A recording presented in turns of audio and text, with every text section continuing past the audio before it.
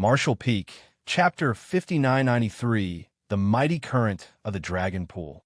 On the main battlefield, the difficult situation faced by the Allied army had been greatly eased, all thanks to Zhang Ruoxi. The Blacking clan had paid an exorbitant price to take down Zhang Ruoxi, resulting in the loss of hundreds of royal lords and yielding less than desirable results. If the human race army had not desperately escorted the 8 divine spirits to aid her at the last moment, the Blacking clan's plans to kill Zhang Ruoxi would most likely have succeeded, and once she was dead, there would no longer be anybody on the battlefield with sufficient strength to pose a threat to the Blacking clan. At that moment, the 2 giant spirit gods were trapped by over 100 royal lords. They were too busy fending for themselves to spare any energy to rescue the human race army. Fortunately, Zhang Ruoxi eventually won the battle. The price of her victory was the lives of 5 divine spirits, but all the royal lords surrounding and besieging her had been eliminated in exchange. Furthermore, Su Yan had successfully been crowned as the Phoenix Empress. The enormous figure of the Ice Phoenix radiated with a bone-chilling cold that froze everything in its wake. Even space itself was no exception. Be that as it may, the situation remained bleak. The Blacking clan had twice as many troops as the Allied army, which gave them a numerical advantage that was difficult to overcome. Furthermore, not all of the royal lords had been eliminated in the skirmish with Zhang Ruoxi. The enemy had preserved enough royal lords to maintain the situation on the main battlefield, despite their attempt to kill Zhang Ruoxi. At this moment, the difference in strength between the 2 sides had not shrunk, but instead increased significantly. The main cause for this was that the small stone race died at a much faster rate than the Blacking clan. Su Yan's rebirth had only managed to help stabilize the situation by a small margin. The human race army would need an even greater injection of strength to prevent things from deteriorating, much less win the battle. A continuous wave of dragon roars reverberated throughout the void. When the power of Yang Zhao's dragon vein reached a certain limit, the aura of the divine dragon erupted. Then, the body of a 100,000-meter-long white dragon emerged, its enormous dragon head rising high above, overlooking all living creatures from a lofty height. Yang Zhao had succeeded in ascending to the realm of divine dragon. At the same time, the aura of a 9th-order divine spirit radiated from Pai Xiao. 8 divine spirits had stepped forward to help Zhang Ruoxi, and though 5 had died in battle, the remaining 3 had successfully overcome their respective shackles and risen to greater heights. It was important to note that the difference in impact a 9th-order divine spirit, like Pai Xiao, could play on the battlefield compared to a newly advanced 9th-order human master was enormous. That was because the divine spirits were inherently stronger than 9th-order humans by a large margin. As soon as Yang Zhao and Pai Xiao joined forces and charged into the battlefield, a large swath was cut into the ranks of the Blacking clan army. The overwhelming aura of the divine spirits flooded the void, causing countless Blacking clan soldiers to perish. In the distant void, another silver divine dragon was rampaging across the battlefield. His entire body was drenched in blood, and many of his tough dragon scales had been torn or blasted off. This silver divine dragon was none other than Fu Guang. Regardless of his immense strength, he was bound to sustain injuries in such a chaotic and intense battlefield. When Fu Guang saw Yang Zhao charging into the battlefield after becoming a divine dragon, he immediately rushed over towards him. At the same time, a series of dragon roars were exchanged between them, as though they were communicating with each other. It did not take long before Yang Zhao seemed to understand the situation, and he quickly sliced a bloody path through his enemies to approach Fu Guang. A short while later, the 2 divine dragons gathered at the same place. In terms of size alone, Fu Guang was undoubtedly larger than Yang Zhao. This was only natural as Fu Guang had been a divine dragon for a much longer time. The 2 behemoths began to draw upon the power of their dragon veins, causing their vitality to surge and boil within them. That was not all. They also began to spin in circles at a high speed, with their bodies connected together from end to end. In the beginning, their figures could still be seen.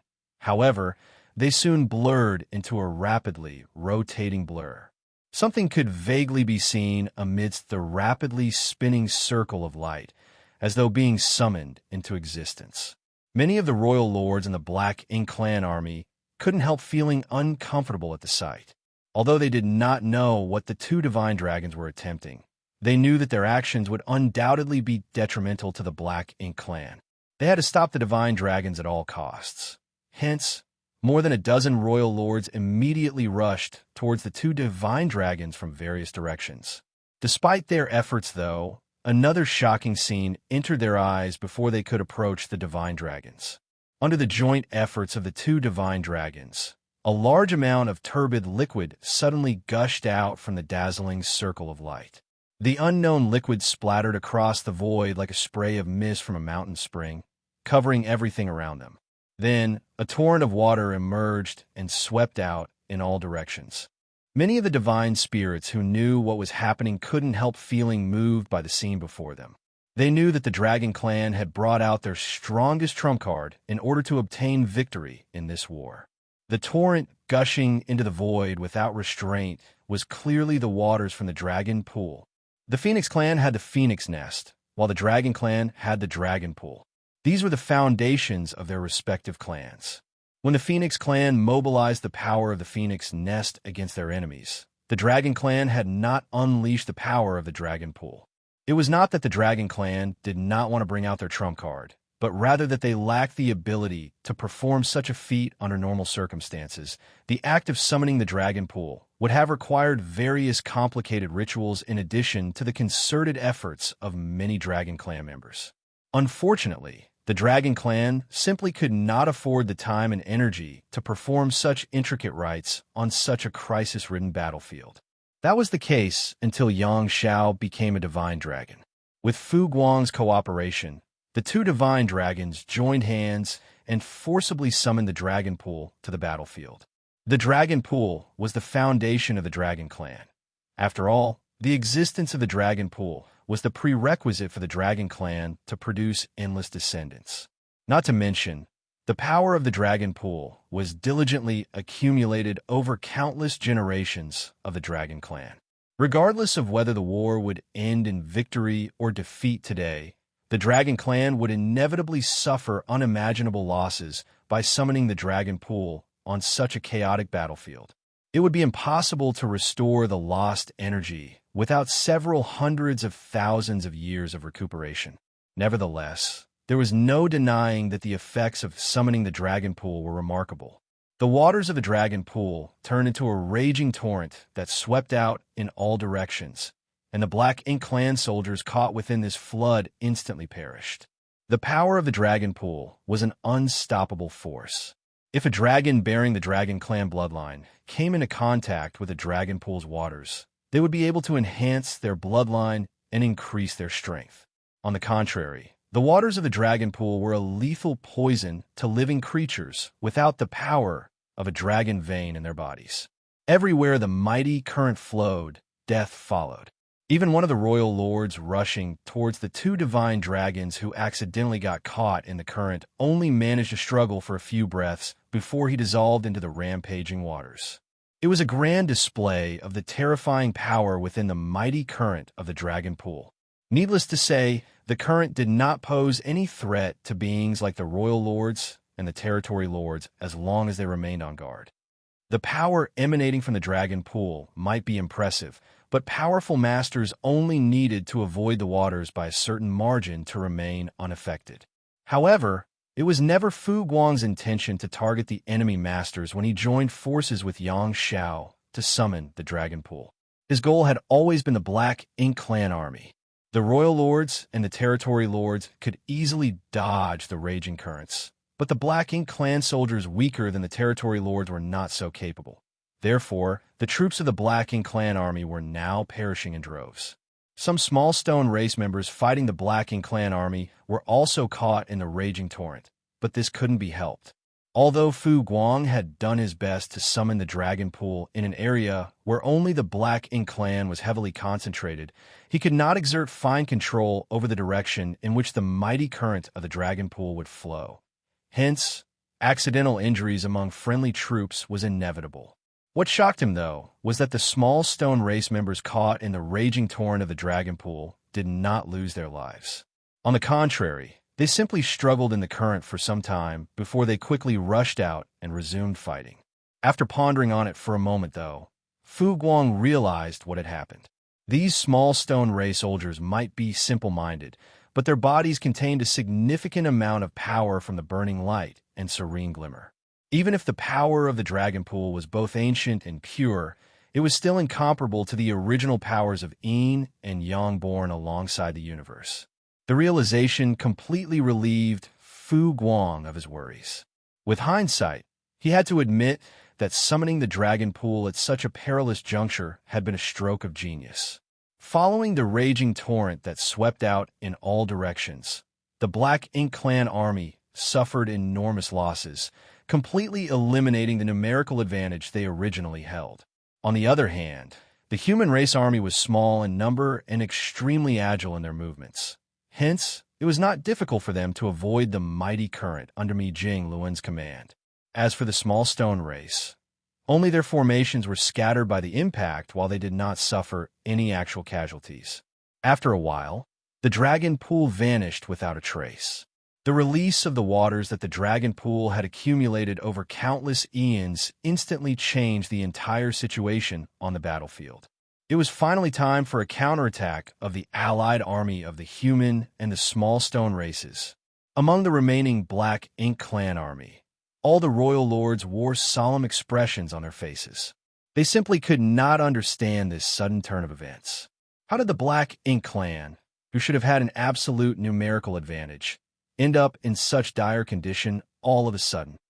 Without sufficient numerical advantage, it was impossible for the Black Ink Clan to be a match for the allied army of the human race and the small stone race. To make matters worse, that terrifying woman was also beginning to take action again. After the three divine spirits advanced to the Ninth Order in quick succession, they immediately charged into the battlefield to resolve the most critical crises. Zhang Ruo, she finally had the chance to catch her breath as a result. She had watched the entire chain of events unfolding before her, beginning with the dragon pool's summoning, the raging current sweeping out across the battlefield, and finally, the Black Ink Clan soldiers being washed away and vanishing from existence. Tightening her grip around the Heaven's Order sword, she murmured under her breath, "Seniors, I'm heading into battle." Big Brother Huang sighed softly, like he wanted to make a comment, but in the end, he said nothing and silently cooperated with Big Sister Lan to help Zhang Ruo. She maintained the balance of power in her body. The Heaven's Order bloodline burned once more, and the wings behind Zhang Ruo, she's back, glowed with a blue and yellow hue. She charged into the battlefield without hesitation, aiming directly at the royal lords besieging Ada and Air. At this moment, the pressure faced by the allied army on the main battlefield was not that serious. In fact, they were beginning to gain the upper hand. That was why Zhang Ruo, she did not head for the main battlefield. She would not last much longer in battle, so there was no point in slaughtering some miscellaneous Black Ink Clan troops with what little time she had left. It was undoubtedly more cost-efficient to spend her limited strength slaughtering some royal lords instead.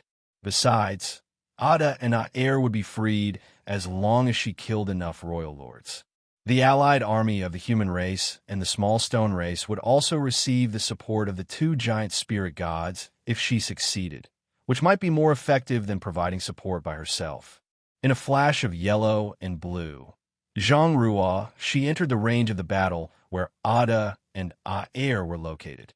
At this moment, the royal lords besieging the two giant spirit gods were forced to suffer in silence. The royal lords besieging Zhang Ruo, she had been completely eradicated, and the numerical advantage of the Black Ink Clan army on the main battlefield was quickly being overturned. At this point, the human race army had gained the upper hand in this battle. Even if the royal lords fighting the two giant spirit gods wanted to help their comrades, they did not dare to leave their positions easily. They were only able to keep the two giant spirit gods in check by relying on sufficient numbers to harass them. If any of them stepped away from their position, there was a risk that the delicate balance would be broken. Once the two giant spirit gods broke free of their restraints, it would be impossible to pin them down again. However, it was evident that Zhang Ruo, she was coming to help the two giant spirit gods. The royal lords would only be waiting for their imminent deaths if they continued to confront the two giant spirit gods, but showing their backs to these three terrifying enemies would likely just result in them dying faster.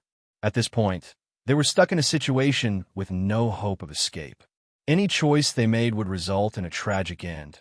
Thus, every one of them felt aggrieved and hopeless. Martial Peak, Chapter 5994, Final Burst of Strength. The Black Ink clan's plans to use the royal lords to keep the two giant spirit gods under control failed as soon as Zhang Ruo, she came to the latter's aid. With a flash of her sword, several royal lords perished on the spot. Upon receiving Zhang Ruo, she's assistance, Aer immediately struck out at the same time. He reached out his hand and smacked at a royal lord who was hovering around him. Thanks to Aer's heaven-destroying, earth-shattering strength, the royal lord struck by his blow was instantly smashed to pieces. However, Aer paid a heavy price for his actions. The other royal lords immediately took the opportunity to leave numerous wounds on his body, causing blood and flesh to splatter everywhere. Nevertheless, Aer did not back down. Abandoning all defenses, he switched to a violent offensive instead. As time passed, the royal lords steadily perished. When a number of royal lords besieging Aer dropped to half their original number, the restraints and shackles holding him down could no longer be sustained. Aer was freed. Afterwards, his offensive became increasingly violent and vicious. He worked together with Zhang Ruo, she to quickly slaughter a few more royal lords around him. And as a result, the remaining royal lords could no longer withstand the pressure of the assault and scattered in various directions. Zhang Ruo, she, and Aer did not give chase, but instead took the opportunity to rush towards Ada. A feeling of doom washed over the royal lords at this sight.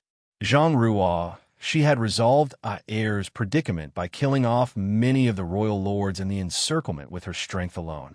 And now, she was joining forces with Aer to attack the remaining royal lords. How were they supposed to survive this onslaught? Seeing that the situation was not looking good for them, the royal lords besieging Ada hastily abandoned their opponent and fled in all directions. Ada naturally flew into a rage and chased after the fleeing royal lords, but his movements were slow and clumsy due to his enormous size. So how could he catch up to them? In the end, he was stopped by Aer. At this point, Ada had practically lost his ability to think rationally and was acting purely on his instincts. Thus, he immediately turned around and punched out. The punch caused Aer to stagger and lose his balance. Fortunately, Ada realized that he had attacked the wrong person after the first strike, and his anger immediately vanished. He then stood there awkwardly scratching his head. Among the two giant spirit gods, Ada had always been the most simple-minded.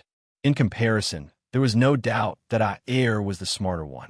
That was also why Zhang Ruo, she had decided to rescue Aer first when she had the opportunity to help them. Come with me, we'll beat them up together. Aer told Ada. Then he turned around and charged towards the main battlefield. Ada obediently followed after his brother, quickly forgetting about how he was bullied by the royal lords earlier. On the main battlefield, the appearance of the three ninth-order divine spirits and the mighty current of the dragon pool had long since leveled the gap in military strength between the two sides. These changes allowed the allied army to gain the upper hand in the battle over time. Moreover, their advantage swiftly widened when the two giant spirit gods came forward to provide support. Everything had gotten better, and the situation was bound to improve even more. On the other side, Zhang Ruo, she was relentlessly chasing down the fleeing royal lords. Her speed was extraordinary. With the slightest flap of her wings, she could ignore the barriers of space and appear before any one of the royal lords in an instant. None survived the slash of the heavens' order sword. 1, 2, 5, 10. The royal lords who scattered and fled in all directions had no hope of surviving. On the contrary, their actions simply accelerated the arrival of their demise. When the royal lords finally realized their mistake, they hastily gathered together once more. Unfortunately, there were only some 40 royal lords remaining at this point. These royal lords were originally responsible for surrounding and besieging the giant spirit gods. There had been more than 100 of them in the beginning, but more than half had perished in such a short span of time. Having seen the situation on the main battlefield, they knew that the Black Ink clan had already lost the battle, but so what? As long as they had the Supreme One, they would never be defeated. What they needed to do now was preserve their strength as much as possible. When the Supreme One finished dealing with whatever matters it had to, they would rule the universe under the command of the Supreme One. With these considerations in mind, the royal lords gathered together but did not attack Zhang Ruoxi. They simply waited quietly and assumed a defensive posture. Holding the Heaven's Order Sword in both hands, Zhang Ruoxi smiled slightly even though her complexion was as pale as a sheet. Their response perfectly aligned with her desires. If they had scattered and fled in different directions, then she would not have been able to eliminate them all. On the contrary, the fact that they gathered together in one place had certainly saved her the trouble of hunting them down. Needless to say, the situation was also a risk to her. If she failed to handle the situation properly, she would most likely suffer catastrophic consequences. Come, Zhang Ruo, she exhaled lightly and stabilized the power in her body. When she looked up, the vitality surrounding her began to boil and burn, and she transformed into a stream of light that charged towards the royal lords. This was her last burst of strength, so she had to act swiftly. She had to finish dealing with these royal lords before the situation fell out of control. When the stream of light crashed into the royal lords, various howls of fury resounded. Blood splattered everywhere and dismembered limbs scattered across the void. Under the rain of sword slashes that ruthlessly came pouring down, the royal lords perished one after another. The entire incident seemed to last for only a brief moment, but at the same time, there was also a feeling that hundreds of thousands of years had passed in that brief moment.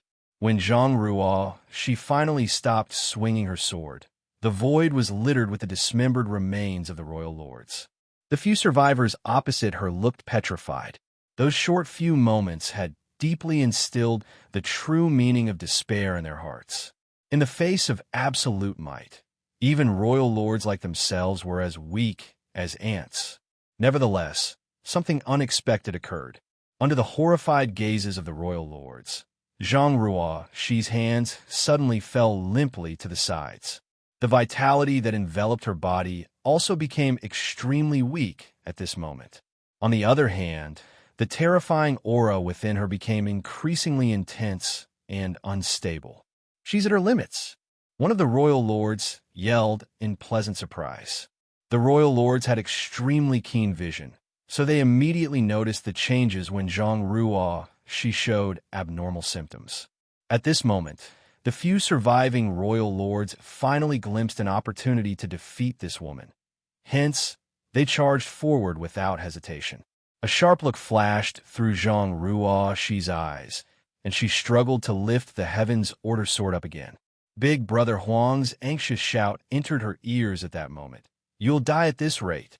A faint smile appeared on her face, but her hands did not loosen their grip on the sword, instead tightening even more as she answered calmly. "We all have a predestined time." Big Sister Lan called out anxiously, "If you die, Big Brother Huang's and my power will surely go out of control. Are you willing to watch this place turn into another chaotic dead territory?" There was no denying that Big Sister Lan was much better at reading hearts when it came to persuading others. Zhang Ruo, she was not afraid of death. If her death could bring victory to the human race, she would sacrifice herself without a second thought. However, there would be catastrophic consequences if she lost her life here. Without the coordination of the Heaven's Order bloodline, the power of the two ancient supreme beings would definitely spiral out of control. The enormous void would become another chaotic dead territory in an instant. If that were to happen, the Black Ink clan army would surely be eradicated, but unfortunately, the human race army scattered across the battlefield would also be dragged down with them.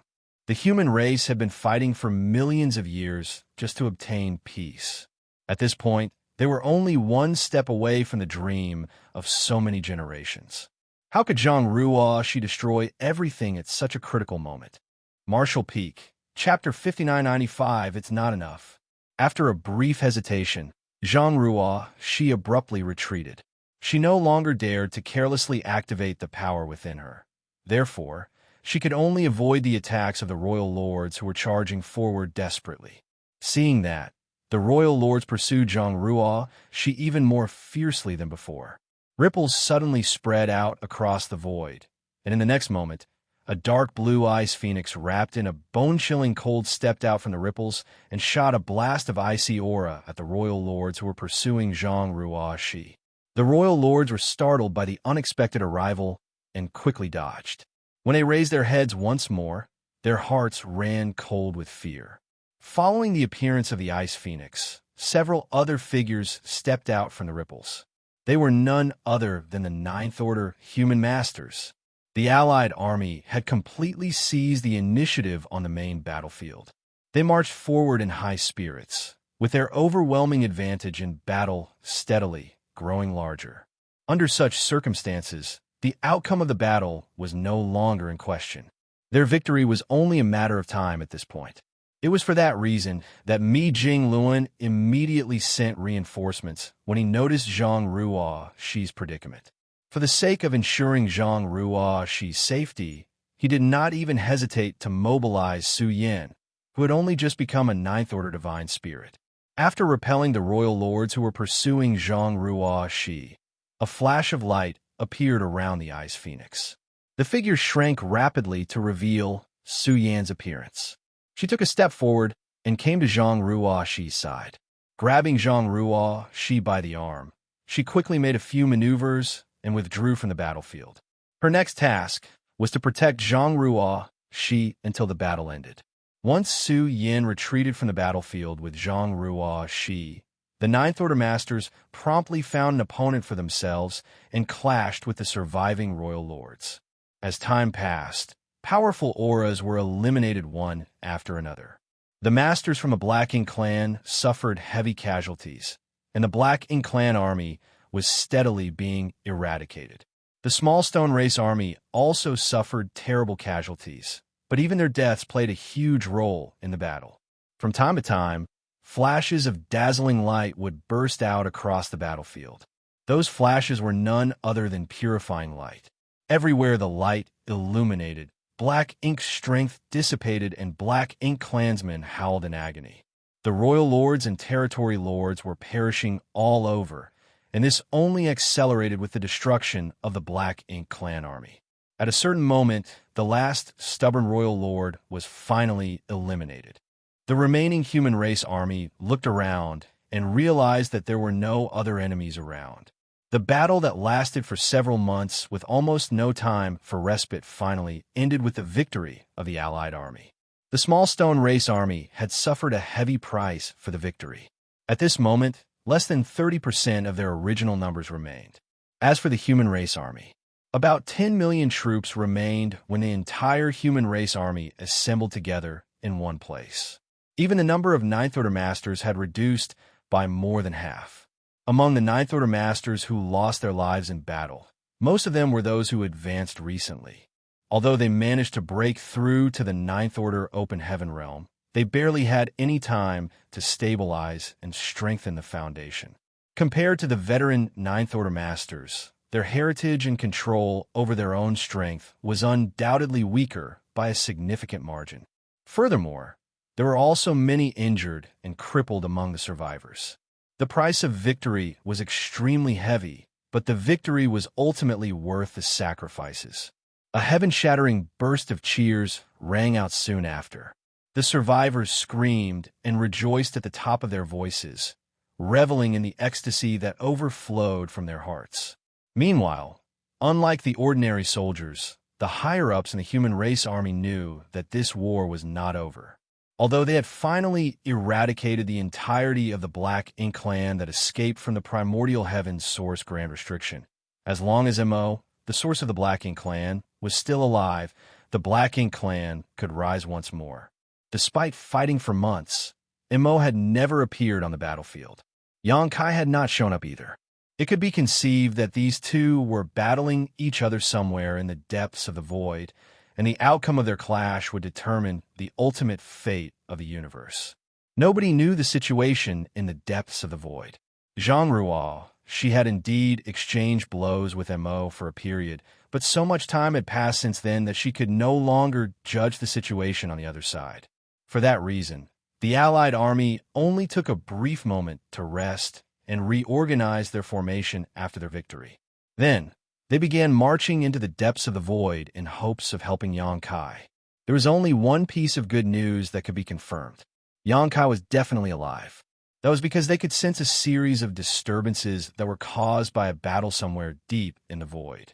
Those disturbances could only mean that Yang Kai currently had the capital to exchange blows with Mo. Passing through the site where the primordial heavens source grand restriction was originally located, the human race army was shocked by the sight that greeted their eyes. There were countless black ink nests scattered throughout the void. Moreover, precious high-rank black ink nests could be found everywhere. It was just that there was no sign of activity from any black ink clansmen, even though there were so many black ink nests. Having dispatched all their military strength to the battlefield for the earlier battle, the Black Ink clan had been completely wiped out as a result. These black ink nests were nothing more than decorations now. However, what shocked the human race army was not the countless black ink nests scattered everywhere, but the gigantic figures dispersed throughout the void. Those figures were none other than black ink giant spirit gods. The outcome of the previous battle would have been even harder to determine if the Black Ink clan had dispatched these black ink giant spirit gods to the battlefield. In fact, there was a high possibility that the battle would have ended with the defeat of the Allied army. Fortunately, the black ink giant spirit gods were soul clones of Mo, so Mo had to inject a strand of his soul into these behemoths to make them move. Without a strand of Mo's soul, these black ink giant spirit gods were nothing more than empty shells. There was nothing the Black Ink clan could do about the black ink giant spirit gods, even if they wanted to mobilize them. After passing through the void where the primordial heavens source grand restriction was previously located, the Allied army increased their pace. However, Mi Jinglun's expression grew increasingly solemn as they steadily marched forward. He originally brought the Allied army with the intention of helping Yang Kai, but he also knew that Mo was extremely powerful. The rumors claimed that Mo had reached the legendary creation realm. Even if the Allied army boasted massive numbers, they might not be of much help to Yang Kai. Be that as it may, he was currently faced with a dilemma.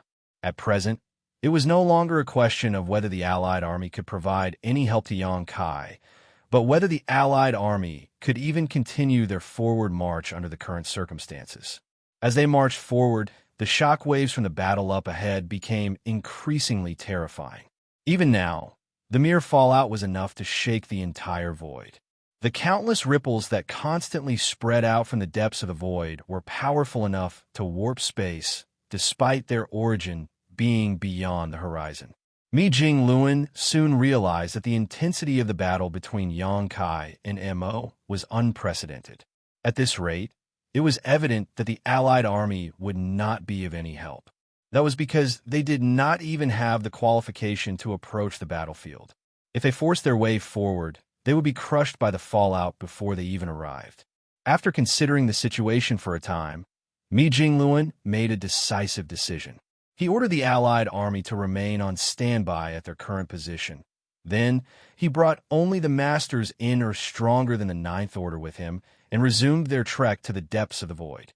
The small group traveled for some time before the situation on the battlefield finally came into view, but the sight that entered their eyes stopped them cold in their tracks and turned them pale with horror. It did not matter whether they were a Ninth Order Master or a Ninth Order Divine Spirit. Even Ada and Air were no exception. Yang Kai stood in the void with the Azure Dragon Spear in his hand. There seemed to be a small and slender spirit snake wrapped around the body of the spear.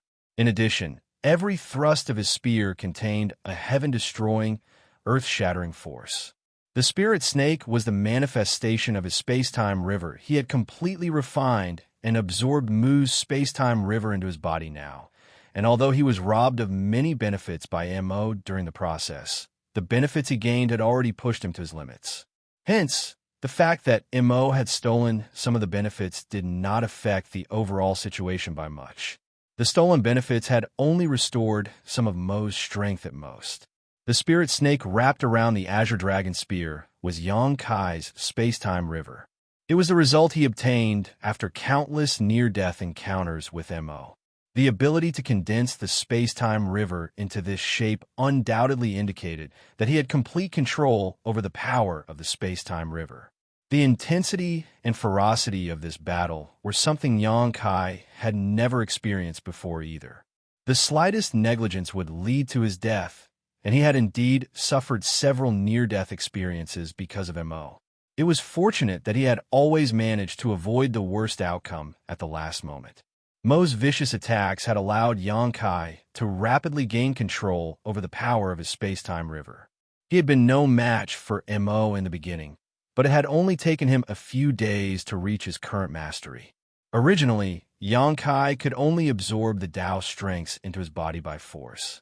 When he devoured and refined Mu's space-time river, he had swallowed Mu's space-time river whole and did his best to grasp as much of Mu's last gift as possible.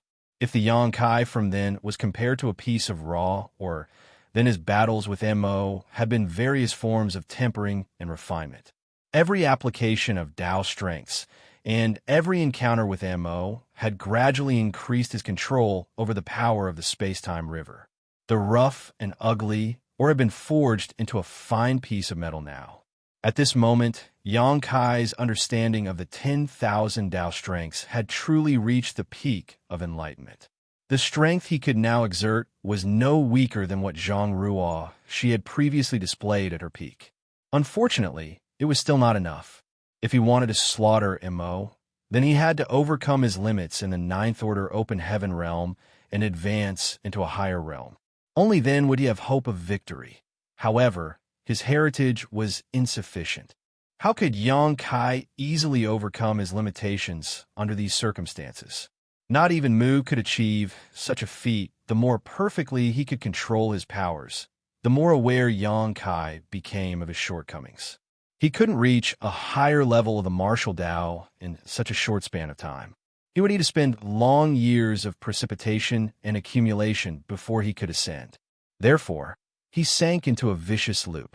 As long as he failed to overcome his limitations, he would not be able to slaughter Mo. If he wanted to break through to a higher realm of the martial Tao, he would require more time. But how could Mo allow him to have enough time to grow and develop? Ever since Xianxia condensed his space-time river in the universe furnace, he had found his path to the future. It was just that he failed to realize his discovery until Mu pointed it out to him.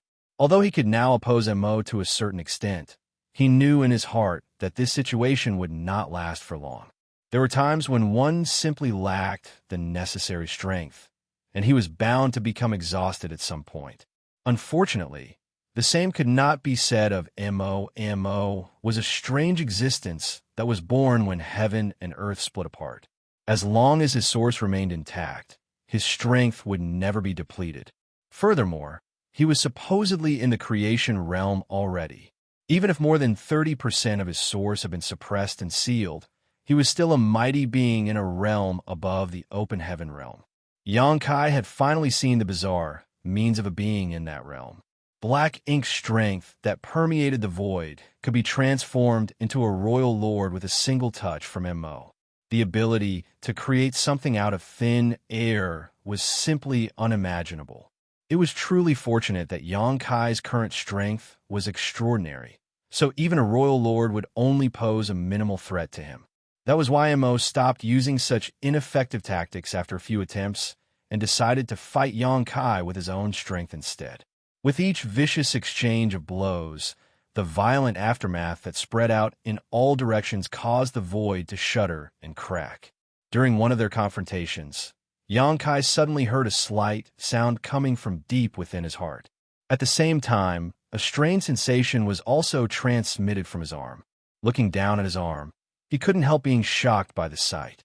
A crack had appeared on the as-till-now indestructible azure dragon spear. Martial Peak, Chapter 5996, Defeat.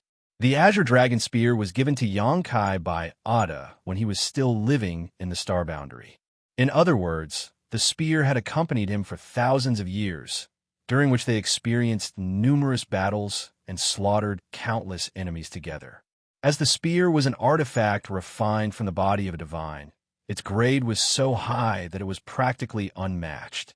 Be that as it may, Imo had managed to cause a crack to appear in such an amazing spear.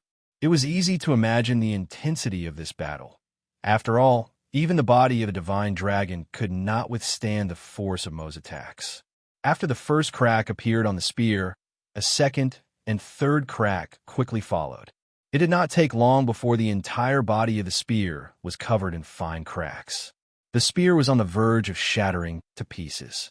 When Imo noticed the cracks on the spear, a hint of mockery appeared in his eyes, and his attacks became fiercer and fiercer. Xianxia suppressed the reluctance in his heart and summoned his Tao strengths with all his might. Then he thrust out with his spear. As soon as the violent forces collided with each other, the impact caused his body to freeze for a moment. The spear that had accompanied him for thousands of years simultaneously shattered into 1,000,000 pieces in his hand. Imo had been waiting for this very opportunity. When the azure dragon spear shattered to pieces, he jumped forward and punched Xianxia. This punch was meant to become the deciding factor of this battle. He strongly believed that Xianxia would be forced to avoid his blows after losing his weapon. If that was the case, then he could steadily press forward and gain complete control over the flow of the battle until Xianxia became powerless to fight back.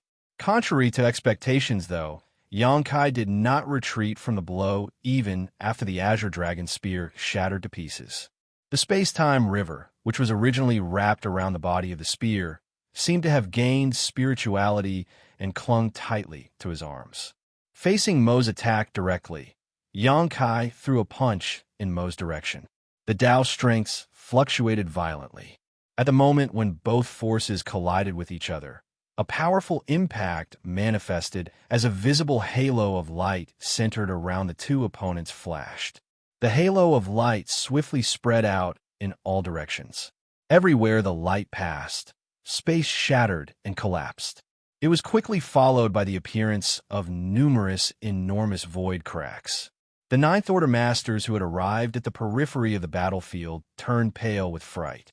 Faced with the approaching fallout of the battle, they quickly summoned their strength to defend themselves against the impact.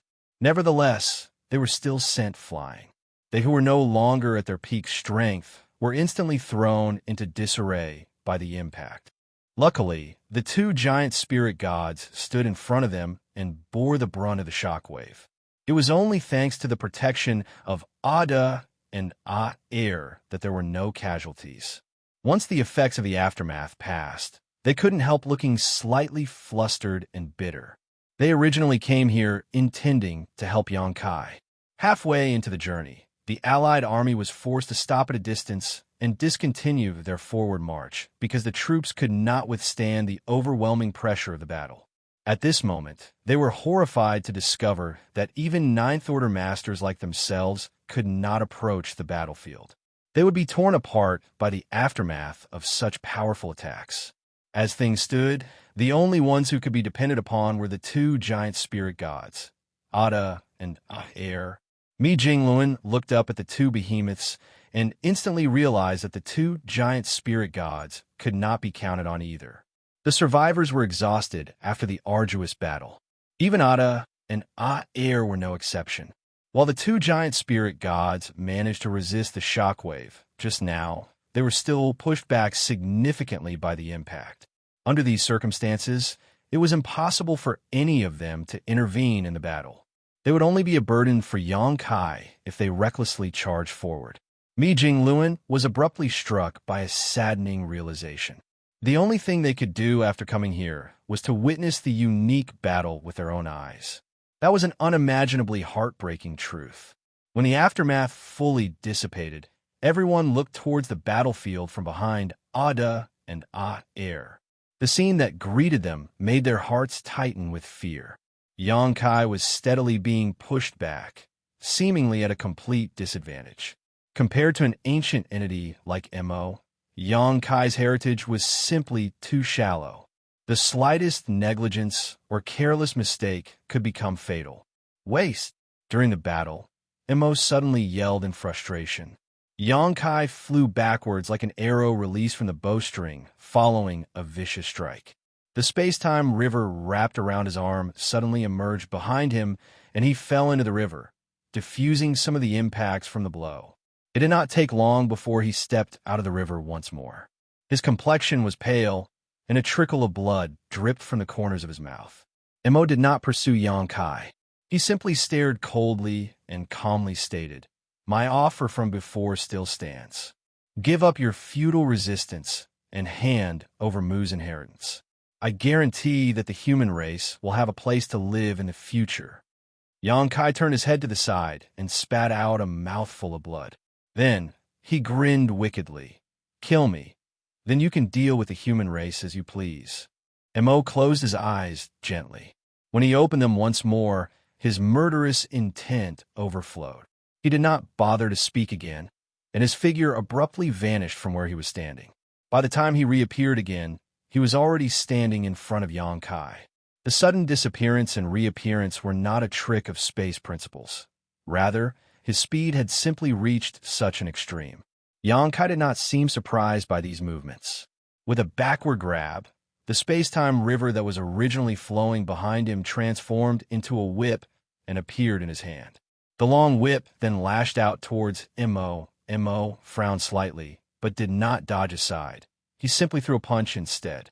The punch struck Xianxia squarely in the head. The blow made his head arch backwards, and his skull seemed to crack from the impact. He was immediately drenched in blood. Nevertheless, the long whip wrapped around Mo. Standing so close to each other, the blood-drenched Xianxia grinned at Mo. "I finally caught you." He seemed to have been waiting for this moment. After he finished speaking, he gave the long whip in his hand a sharp flick. The space-time river manifested once more, and the raging currents instantly engulfed the two figures. Before their figures vanished from view, the masters standing in the distance vaguely heard Mo's mocking voice sounding in their ears. "Since you're so eager to die, I will fulfill your wishes." Afterwards, the space-time river that stretched out into the void suddenly boiled and bubbled violently. Meanwhile, the Grand Tao's strengths trembled agitatedly. These were the results of the battle between Xianxia and Mo in the space-time river. The Ninth Order Open Heaven Realm Masters couldn't help being extremely nervous at the sight. The space-time river was the condensed crystallization of Xianxia's 10,000 Grand Taos. Even if fighting in the space-time river would give him a considerable advantage over his opponent, that was not enough to overcome the fact that Mo's cultivation was in a higher realm than his. Besides, the Ninth Order Open Heaven Realm Masters had seen the previous battle with their own eyes. Under Mo's powerful offensive, Xianxia could only parry and defend at most. He had no strength to fight back whatsoever. That was the result of the undeniable gap in their strengths. Rashly dragging his enemy into the space-time river was both an opportunity and a danger. If he failed to defeat Mo in the space-time river, then he would not be able to guarantee his own safety in the space-time river. The churning of the river waters became increasingly turbulent. Waves rose and fell, splashing around fiercely. At the same time, countless Tao strengths appeared and disappeared mysteriously. Although the Ninth Order Masters could not see the ongoing battle, they could deduce that Xianxia was at a disadvantage just by looking at the changes in the space-time river. The situation lasted for several days. The Ninth Order Masters were about to rush forward to help when the churning river suddenly turned calm. With their hearts in their throats, they watched the space-time river intently. They knew that the outcome of the battle had been decided. Mi Jingluan immediately sent a transmission to his companions, ordering them to be ready for action at any time. A figure suddenly stepped out of the river. To their horror, the figure that stepped out turned out to be not one, but two figures. Mo held Xianxia by the head, dragging him with one hand. Yang Kai hung limply from Mo's grasp, as though every bone in his body had been broken. Marshall Peak, Chapter 5997, Space-Time Shadow. Standing above the space-time river, Mo held Yang Kai's head as though holding a chicken in his grasp and snorted, "Useless waste. You don't have the right to continue living." Then he abruptly exerted great strength in his hand. How could Yang Kai, who had lost his ability to fight, withstand such an attack? His head instantly exploded from the impact. However, Mo did not stop there. It punched out and smashed the crippled body to pieces.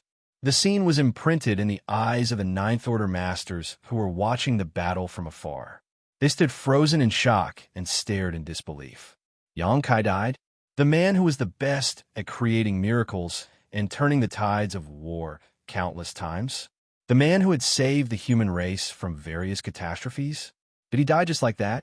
They instinctively refused to believe the scene before them and subconsciously wondered whether they were looking at an illusion.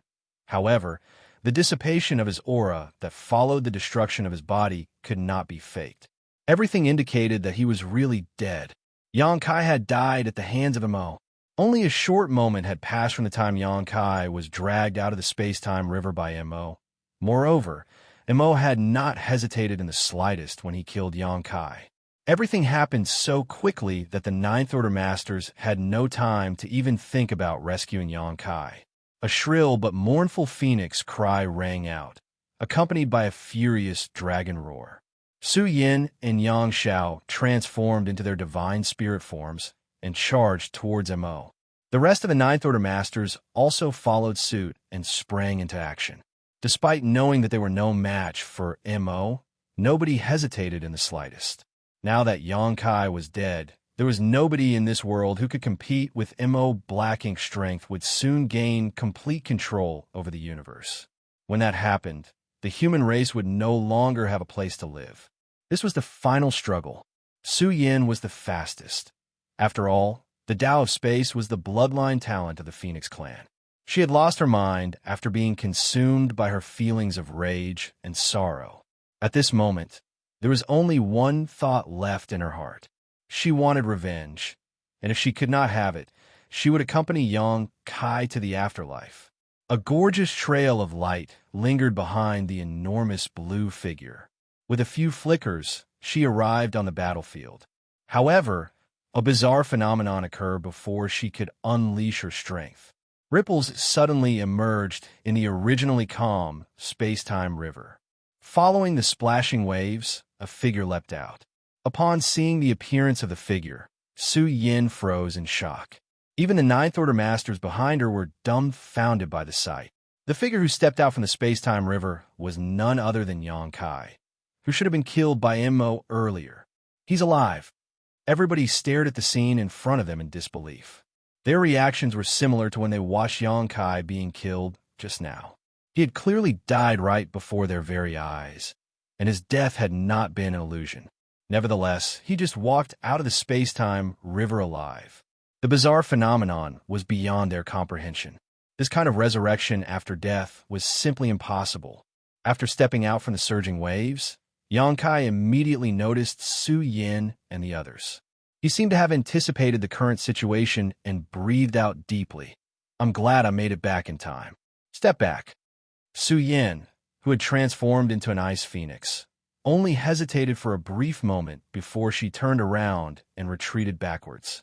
She also manipulated space principles and quickly transported the people behind her away from the battlefield. The Ninth Order Masters were forcefully returned to their previous positions. This location could barely be considered safe from the aftermath of the battle. Xianxia frowned deeply. What just happened? Yang Kai had clearly been killed, so how did he come back alive from the space-time river? Although Xianxia had lived for many years, he had never encountered such a bizarre sight before. A light flashed through Mi Jingluan's eyes. Creation realm. Could it be the mysteries of the creation realm? What do you mean? Oh, Yang Lai raised an eyebrow at those words. Are you saying that Yang Kai has stepped into the creation realm? Mi Jingluan shook his head. It doesn't seem like it. The Yang Kai who stepped out of the space-time river only had the aura of a Ninth Order Master. It did not seem as though he had ascended to a new realm. Be that as it may, Mi Jingluan had no other explanation for the bizarre phenomenon that they just witnessed. What's more, could reaching the creation realm really allow one to revive from the dead? It was simply outrageous and inconceivable. On the battlefield, Missouri watched Xianxia reappear from the space-time river and turned to look at the scattered pieces of the dismembered body. After confirming that he had indeed slaughtered Xianxia earlier, he immediately understood the situation. A shadow. Xianxia smiled at Imo. I can't fool your eyes after all. Mu and Imo had lived together for such a long time. It was only natural for Imo to know about Mu's methods. Besides, two identical individuals could not exist together unless they originated from different space-times. Mu's shadow technique had transcended the limits of the mundane. In order to suppress and seal Mu's source, she had divided her entire life into 3,000 shadows to protect the 3,000 universe worlds inside her space-time river. Each shadow represented a part of her past, an illusion of sorts that was also real and tangible. Xianxia had obtained Mu's final gift. Devouring and refining her space-time river had allowed him to massively increase the volume of his own space-time river. At the same time, he also enhanced and improved his attainments and comprehension of the 10,000 Grand Hours. The benefits he received were enormous. Nevertheless, those were not his greatest gains. The greatest benefit he obtained was Mu's shadow technique. That secret technique was definitely the pinnacle of the mysteries of the Grand Hours. After fighting Mo, Xianxia had deeply understood that he was no match for his opponent. That was because he could not overcome his limits and advance to a higher realm within a short time. As long as he could not advance to a higher realm, then his battle with Mo would only end with his defeat and death. Be that as it may, he could not afford to die. The human race would be doomed if he fell here. Since he had no means to advance to the next realm within a short time, his only chance of victory was to master Mu's shadow technique. Just one or two of him could not compete with Mo, but what about 3 of him? Or 5? Or 10? Mastering the mysterious shadow technique was Xianxia's only chance at defeating Mo. Therefore, he had mainly been buying time during his previous fight with Mo so that he could integrate the many Dao strengths into his body completely. Mu had not been able to teach Xianxia about the mystery behind the shadow technique. It was not that she had no intention to teach him the secret technique. On the contrary, it was a secret technique that resulted from reaching the pinnacle of the Grand Hours, so it was not something he could learn even if she tried to teach him. The secret technique was something he had to comprehend with his own abilities. Fortunately, Xianxia had embarked on the same path as Mu. It was for that reason she believed that he would eventually comprehend the mysterious secret technique and understand her intentions for giving him her space-time river. Having come into contact with more than 2,000 of Mu's shadows, Xianxia already had some vague ideas about the shadow technique before he devoured and refined Mu's space-time river. Furthermore, Mu's final gift had laid down a solid foundation for him. It was thanks to the foundation that he finally understood the secrets of the shadow technique and was able to perform it through his space-time river. There was no denying that Mo had killed him, but the one who died was a copy of himself who had existed at a certain time in the past. Nonetheless, the demise of a shadow was not without cost. Although it was Xianxia's first time performing the shadow technique, he quickly noticed that something was wrong. He raised a hand to his head in confusion. It feels like I've forgotten something. He had completely lost his memories of the time during which the deceased shadow of him had existed. Never mind. It probably wasn't anything important. He gave a carefree laugh and looked up at Mo. Shall we go for round 2? Mo's lips curled upwards. His expression had been sullen throughout the battle with Xianxia, as though he owed him a massive debt. He also repeatedly made rude and disparaging remarks, but he broke into a smile at this moment. Interesting. The interesting part has yet to come. As soon as the words left Xianxia's mouth, the Dao strengths lingering around his body began to fluctuate. He arrived in front of Mo in the blink of an eye.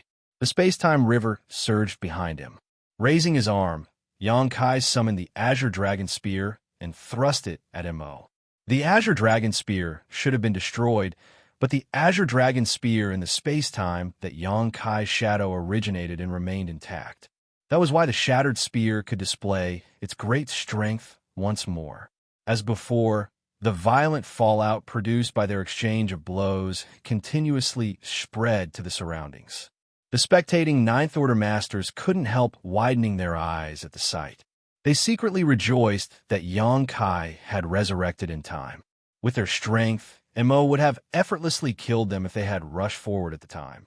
It was initially assumed that Yang Kai would be able to persist for a long time, even though the battle was not evenly matched in strength. After all, he had displayed his immense strength previously. Unexpectedly, the battle only lasted for 4 hours before Mo found an opening and slammed his fist into Yang Kai's chest. A gaping hole appeared in Yang Kai's chest. Then his body exploded into pieces. His aura also swiftly dwindled away into nothing. Despite knowing that he would not experience a true death, the Ninth Order Masters could not help being overwhelmed by sorrow at the sight.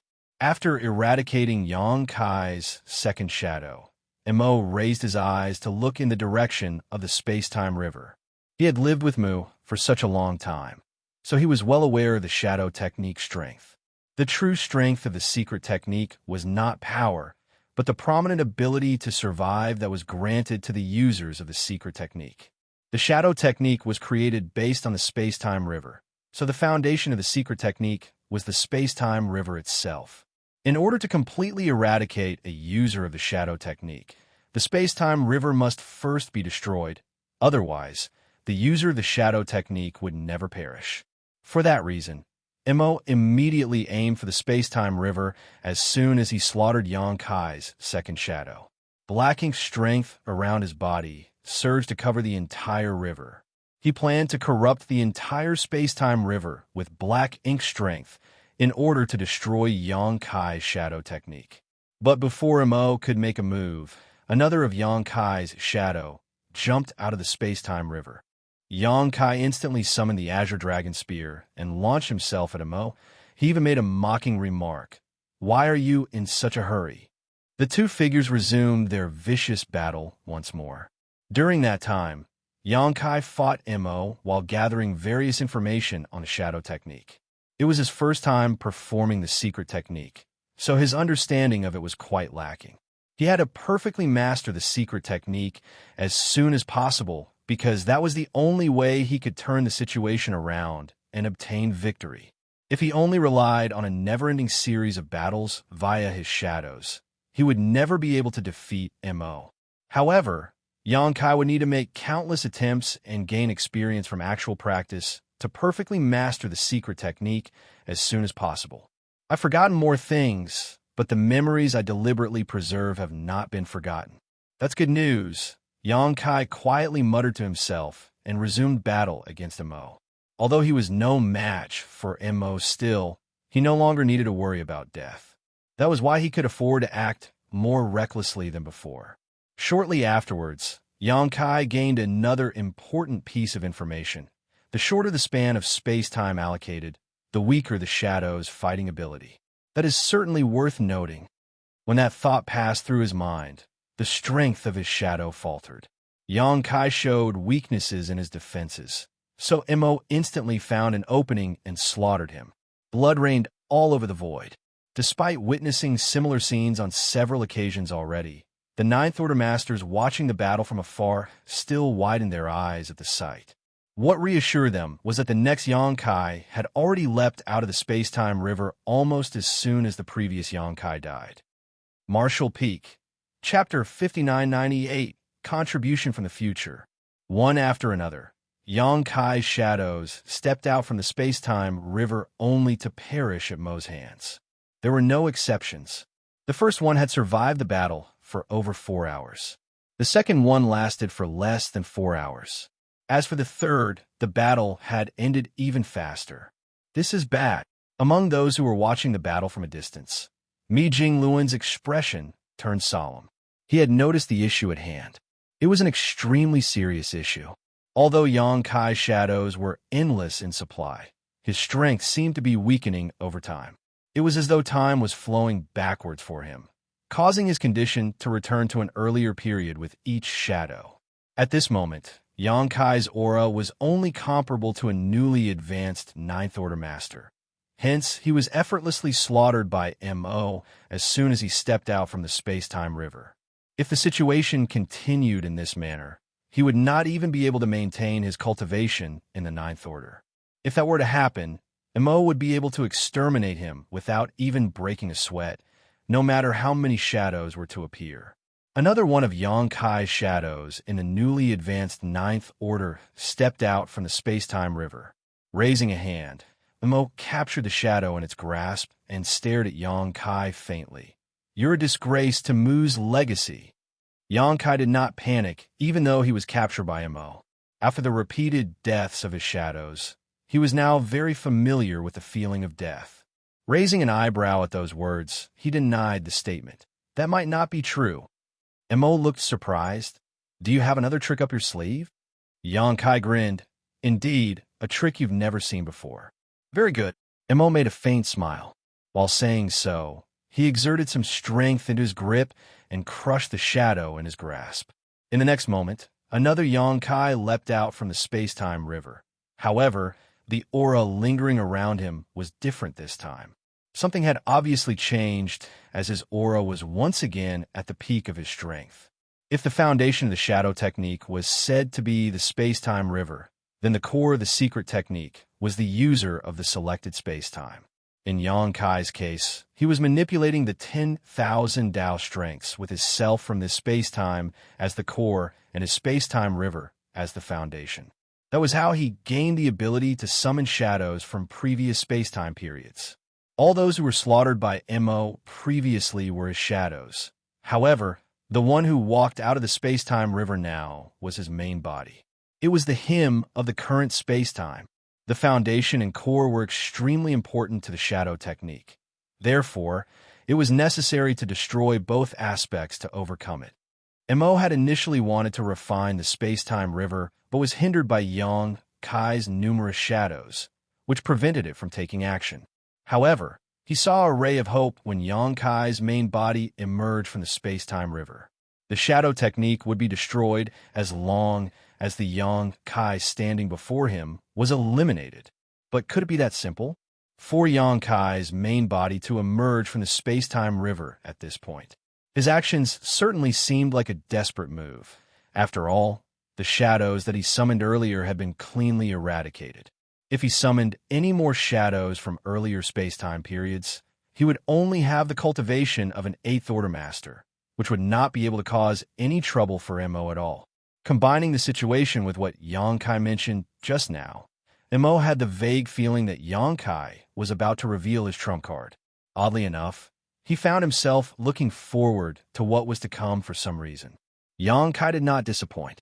When his main body stepped out of the space-time river, he lightly chanted, "I offer 1,000 years of my past in exchange for a contribution from the future. Come." As soon as those words left his mouth, the space-time river behind him began to rumble turbulently. The enormous river abruptly shrunk by a large margin. Then another of Yang Kai's shadow emerged from within the waters. Seeing this, Mo's eyes narrowed slightly. That was because the aura lingering around the shadow was slightly stronger than Yang Kai himself. That should have been impossible. It had to be said that the shadow technique was performed with one's self in the current space-time as the core. For that reason, the summoned shadow could only be formed from one's self that existed in previous space-times.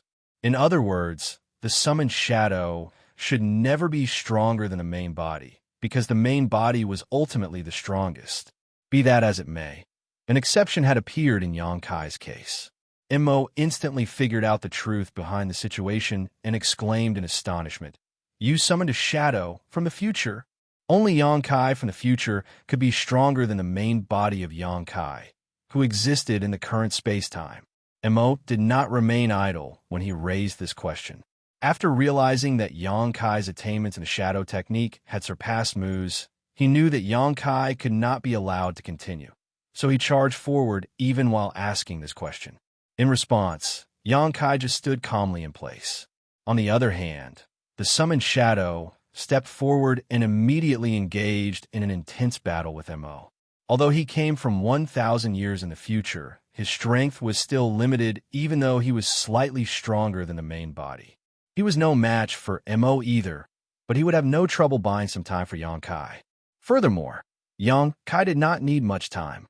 He then shouted again, "Come." The second shadow stepped out from the space-time river. It was another Yang Kai who came from another 1,000 years into the future. When the second shadow appeared, the size of the space-time river shrunk again. On the other hand, the aura of Yang Kai and the two shadows instantly became closely interconnected.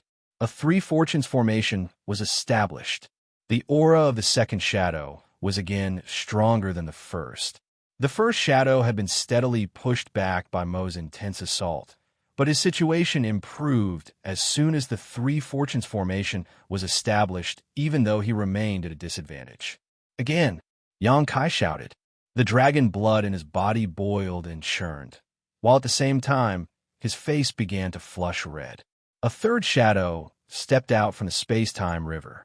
Glancing at the main body, he nodded lightly before he directly charged onto the battlefield. The three fortunes formation also instantly transformed into the four symbols formation. Again, golden blood trickled out of Yang Kai's nose as a fourth shadow emerged, and the four symbols formation evolved into a five elements formation. Shadow after shadow emerged from the space-time river without pause.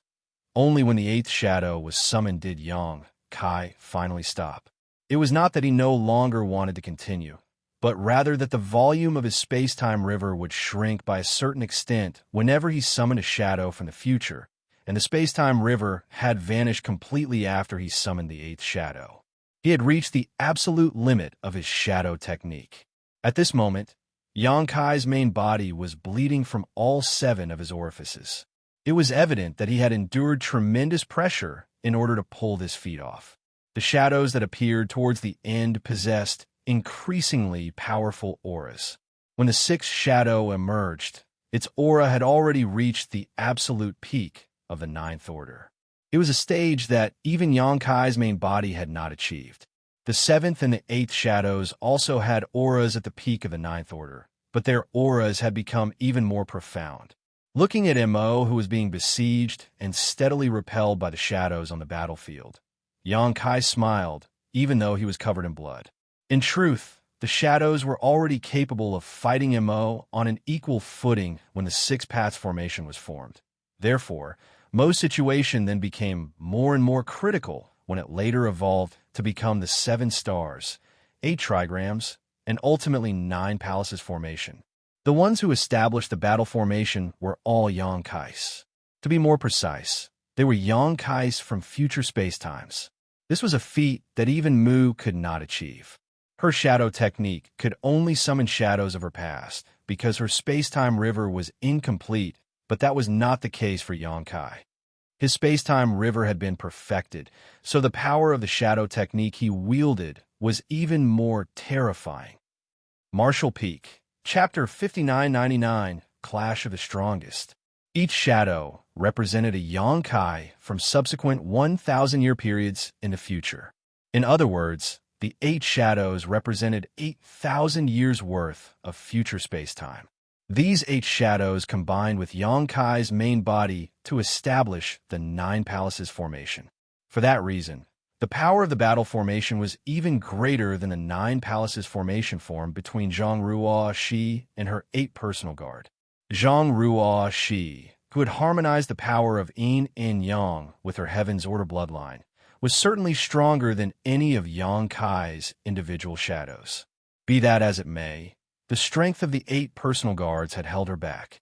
Taking the overall situation into account, Yang Kai's 9 palaces formation was undoubtedly the strongest 9 palaces formations that had appeared on the battlefield. Moreover, the difference in strength was significant. After establishing the 9 palaces formation, Yang Kai's main body took a step forward and charged towards Mo with the combined strength of the other 8 shadows. The 6 paths formation was already sufficient for Yang Kai to fight Mo on even terms, so the 7 stars formation and 8 trigrams formations had left Mo at a complete disadvantage.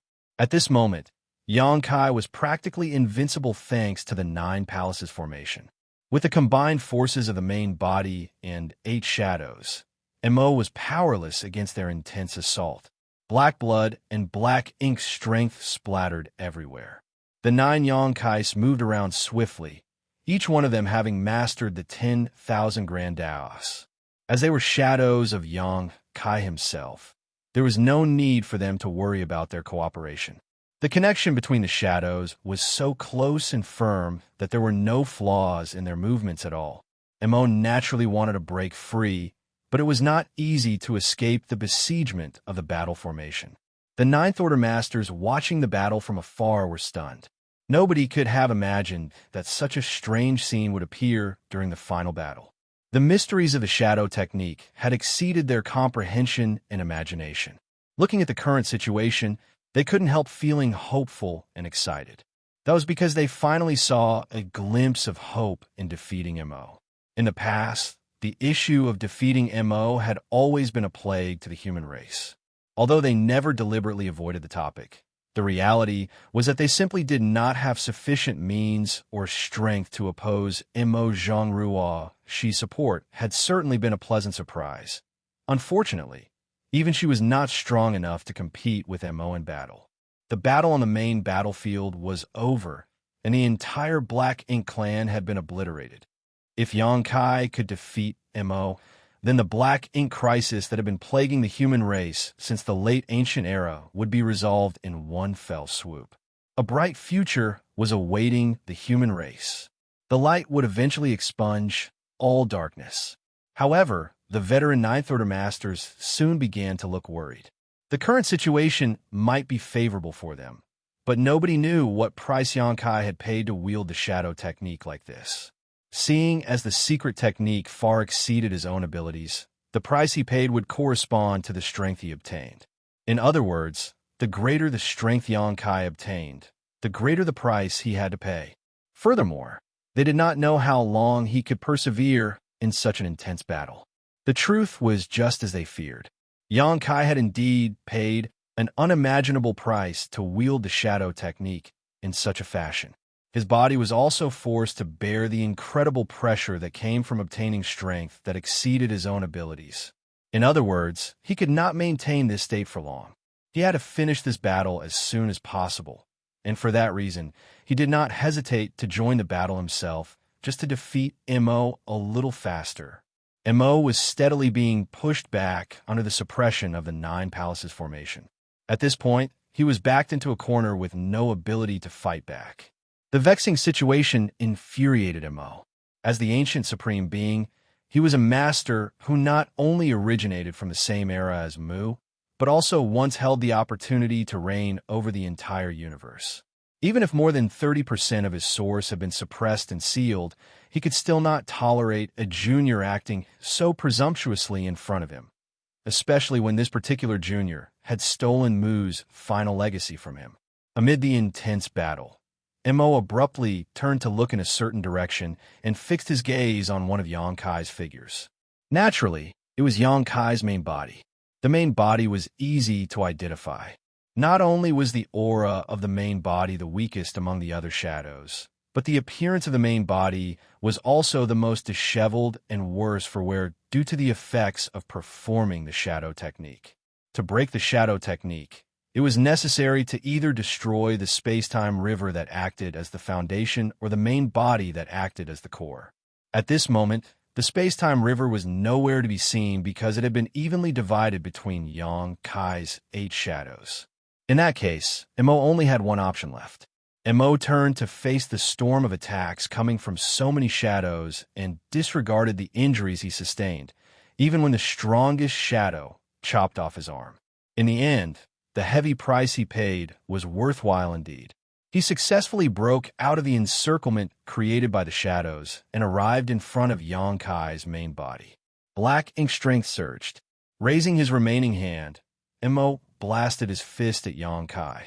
The punch was quite a distance away from Yangkai. Nevertheless, the force of the punch was enough to cause space to shatter, time to stop, and the universe to collapse. The blow containing Mo's full strength could not be dodged or avoided. And Mo could almost see Xianxia's main body being smashed into paste, and a hint of triumph flashed through the fury in his eyes. But unexpectedly, the imagined scene did not appear. Despite the incoming blow, Xianxia's main body did not show the slightest trace of panic. On the contrary, he stepped forward and threw himself in the direction of the blow. Mo was stunned by the strange turn of events. Meanwhile, Xianxia's main body suddenly unleashed a burst of power that far exceeded his own strength. The force directly penetrated the shackles of space and caused the stagnant time to flow again. Then, he punched out at the same time. Damn it! Mo abruptly realized that he had fallen into a trap. For a long time now, the core of the Nine Palaces formation had always been sustained by the strongest shadow. Nevertheless, the fact that Xianxia's main body could exert such a powerful burst of strength indicated that the core of the Nine Palaces formation could be transferred to the main body. The method to break the shadow technique was to defeat the body which existed in the current space-time. That was something both Mo and Xianxia knew. Seeing as the former was bound to target the main body, how could the latter not take precautions? It could even be said that Xianxia had been waiting for this very moment. A violent force swept out, pushing Mo's figure backwards. In the meantime, the 8 shadows attacked from all directions. Dao's strengths fluctuated wildly, and the barrage of attacks left Mo staggering from the impact. If that were all, Mo's situation would have been bad enough. However, each of the 8 shadows actually exerted strength that far exceeded their limits with every blow that they unleashed. The position as core of the formation was constantly being transferred around. To be precise, the position as core was instantly transferred to whichever shadow was attacking Mo at the time. Such a feat would have been impossible to achieve if it was any other configuration for the makeup of the battle formation, but Xianxia could freely transfer the position as core between his main body and his shadows without any obstruction. This was the same strategy that Zhang Ruo she had carried out previously. She and her 8 personal guard had both been the cores and not the cores at the same time. Such a perfect 9 palaces formation could be said to have no flaws whatsoever. More importantly, there was no need to fear the weak links being targeted. In fact, there was only one method to destroy this battle formation, which was to totally annihilate it by brute force. The biggest reason why Zhang Ruo she had been defeated by Mo was that her personal guard could not withstand the intensity and ferocity of the battle. Transferring the core position to her personal guard was a huge burden on their bodies. Each time they became the core, they would also suffer heavy damage from the pressure. Hence, there was a risk of their bodies collapsing after numerous transfers. The same was also true for Xianxia. In fact, the burden was greatest on his main body. The main body had already been greatly weakened after performing the shadow technique. With the addition of the pressure from being the core of the formation, he couldn't help vigorously coughing up blood, his complexion turning as pale as a sheet. Be that as it may, he did not hesitate in the slightest. Taking full advantage of the opening created by the 8 shadows who were besieging Mo, Xianxia stepped forward and approached Mo's arm that had been severed earlier. Although the arm was bleeding profusely, it was not a fully physical body part. Open! Xianxia raised his arm and pointed at the arm. His divine sense surged turbulently. A moment later, a huge set of doors suddenly appeared in front of him. The door opened slightly to reveal a small gap, and then an indescribable pulling force seeped out from within and devoured the entire severed arm. This arm contained part of Mo's source. Previously, some 30% of Mo's source had been suppressed and sealed by Xianxia with the help of the profound source gate. If Xianxia could not suppress and seal this piece of Mo's source quickly, the opportunity to retrieve his severed arm and reabsorb the piece of his source he had lost would remain. Once Mo did so, he would return to full strength again. Now that this piece of his source had been sealed, Mo's aura dropped significantly. Although black ink strength surged at the spot where his arm had been severed and formed a new limb in the blink of an eye, the power that had been suppressed and sealed could no longer return. With the success of this attack, Yang Kai's confidence increased tremendously.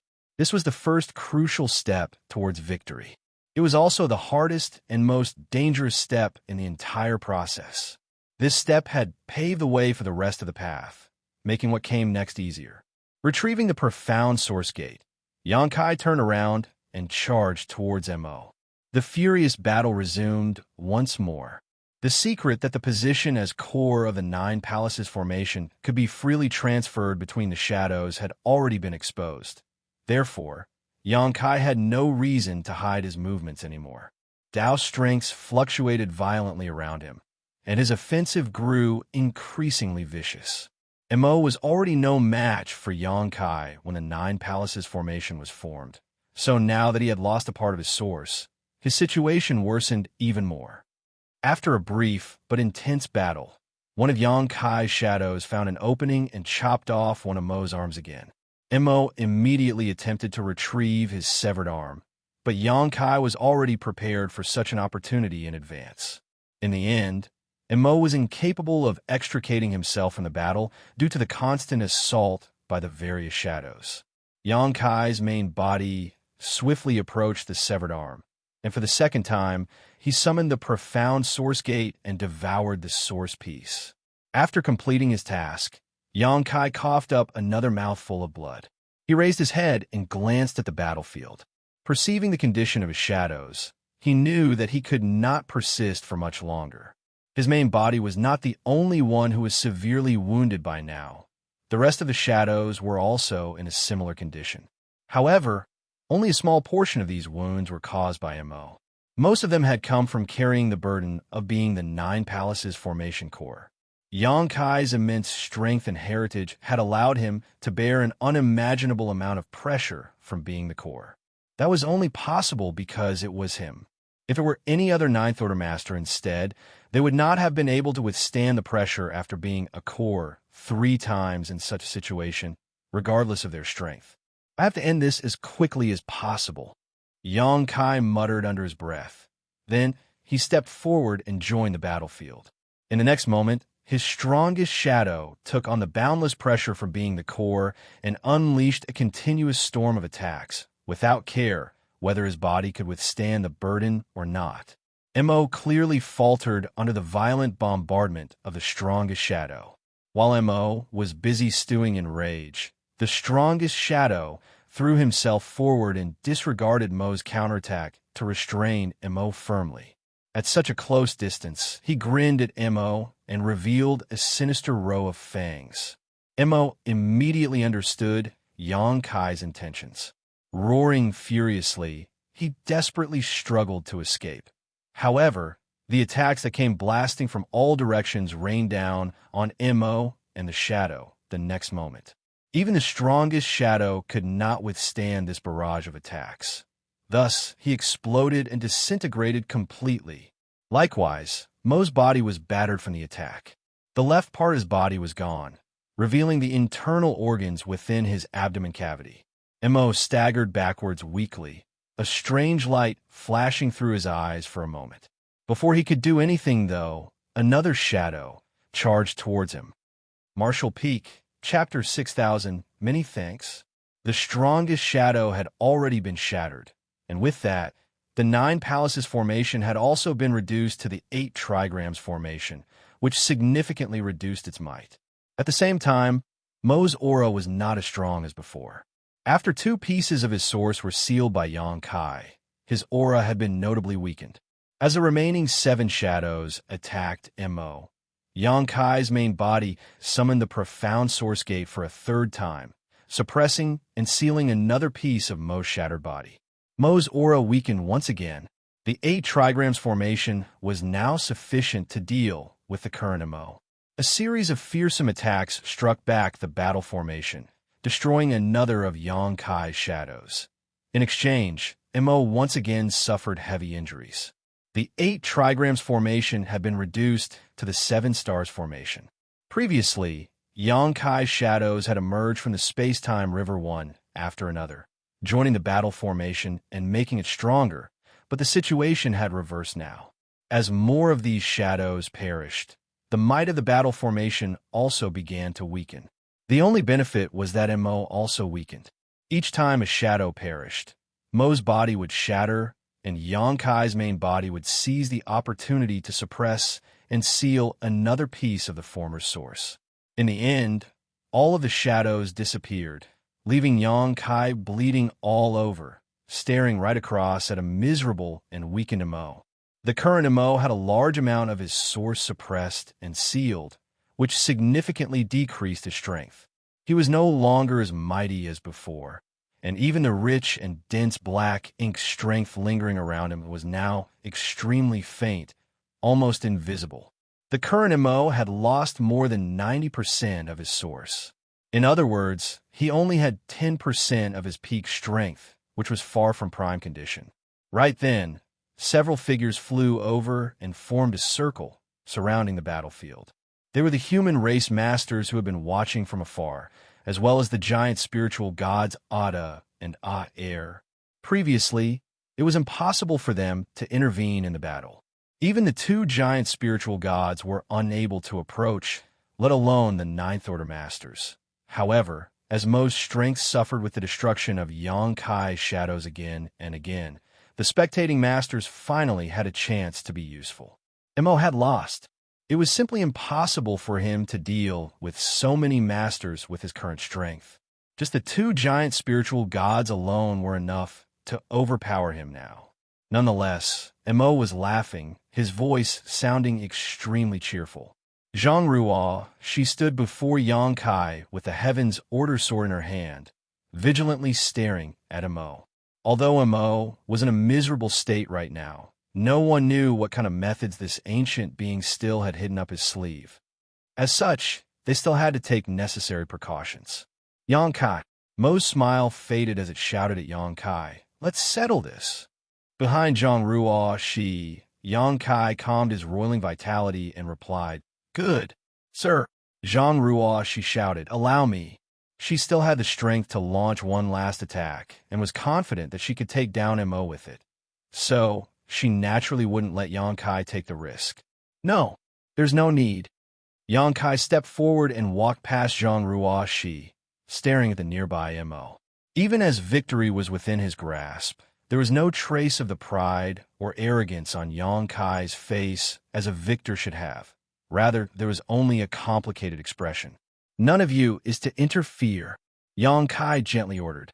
The gathered masters furrowed their brows ever so slightly. In the current situation, the best course of action was undoubtedly to attack together and take down Mo in an instant, ending this disaster that had lasted for millions of years once and for all. However, Yang Kai actually told them not to interfere. No one knew what Yang Kai was thinking or up to.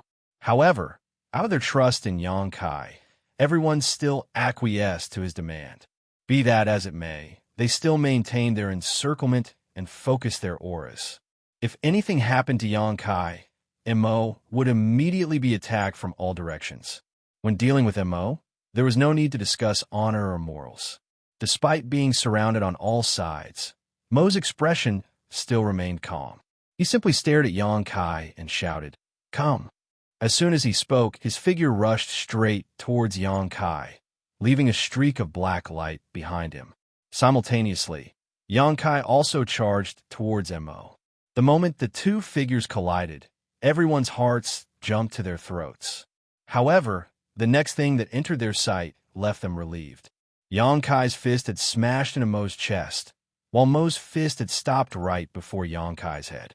Mo spurted a mouthful of black blood as his raised fist limply fell. Standing at arm's length from one another, when their eyes suddenly met, Mo smiled at Yang Kai. "Many thanks." Yang Kai nodded to him and thought for a moment before adding, "I will let you see the world Mu wished for you to see."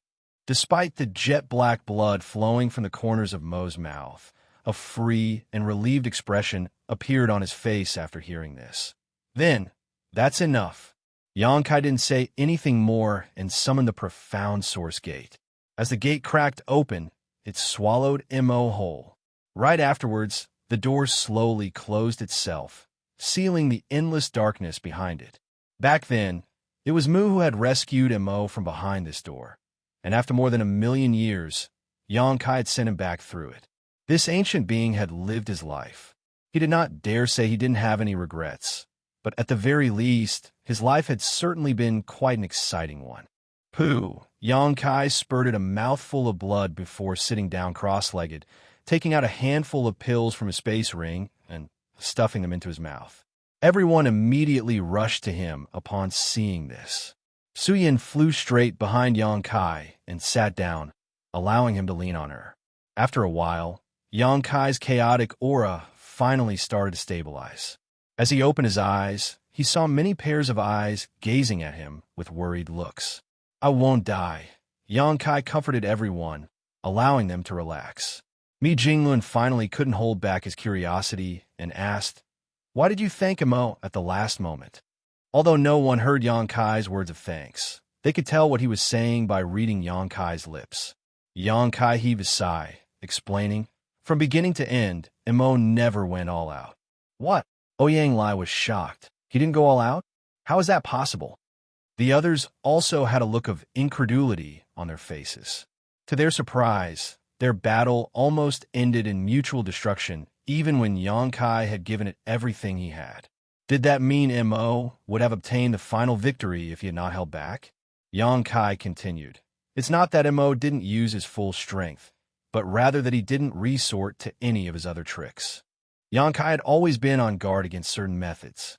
The Royal Lords had their Royal Lord's secret technique, which could instantly corrupt Eighth Order Masters. As the Black Ink Clan's creator, how could Mo not have similar methods? What's more, such a method, when used by Mo, would surely be far more profound than what a Royal Lord could produce.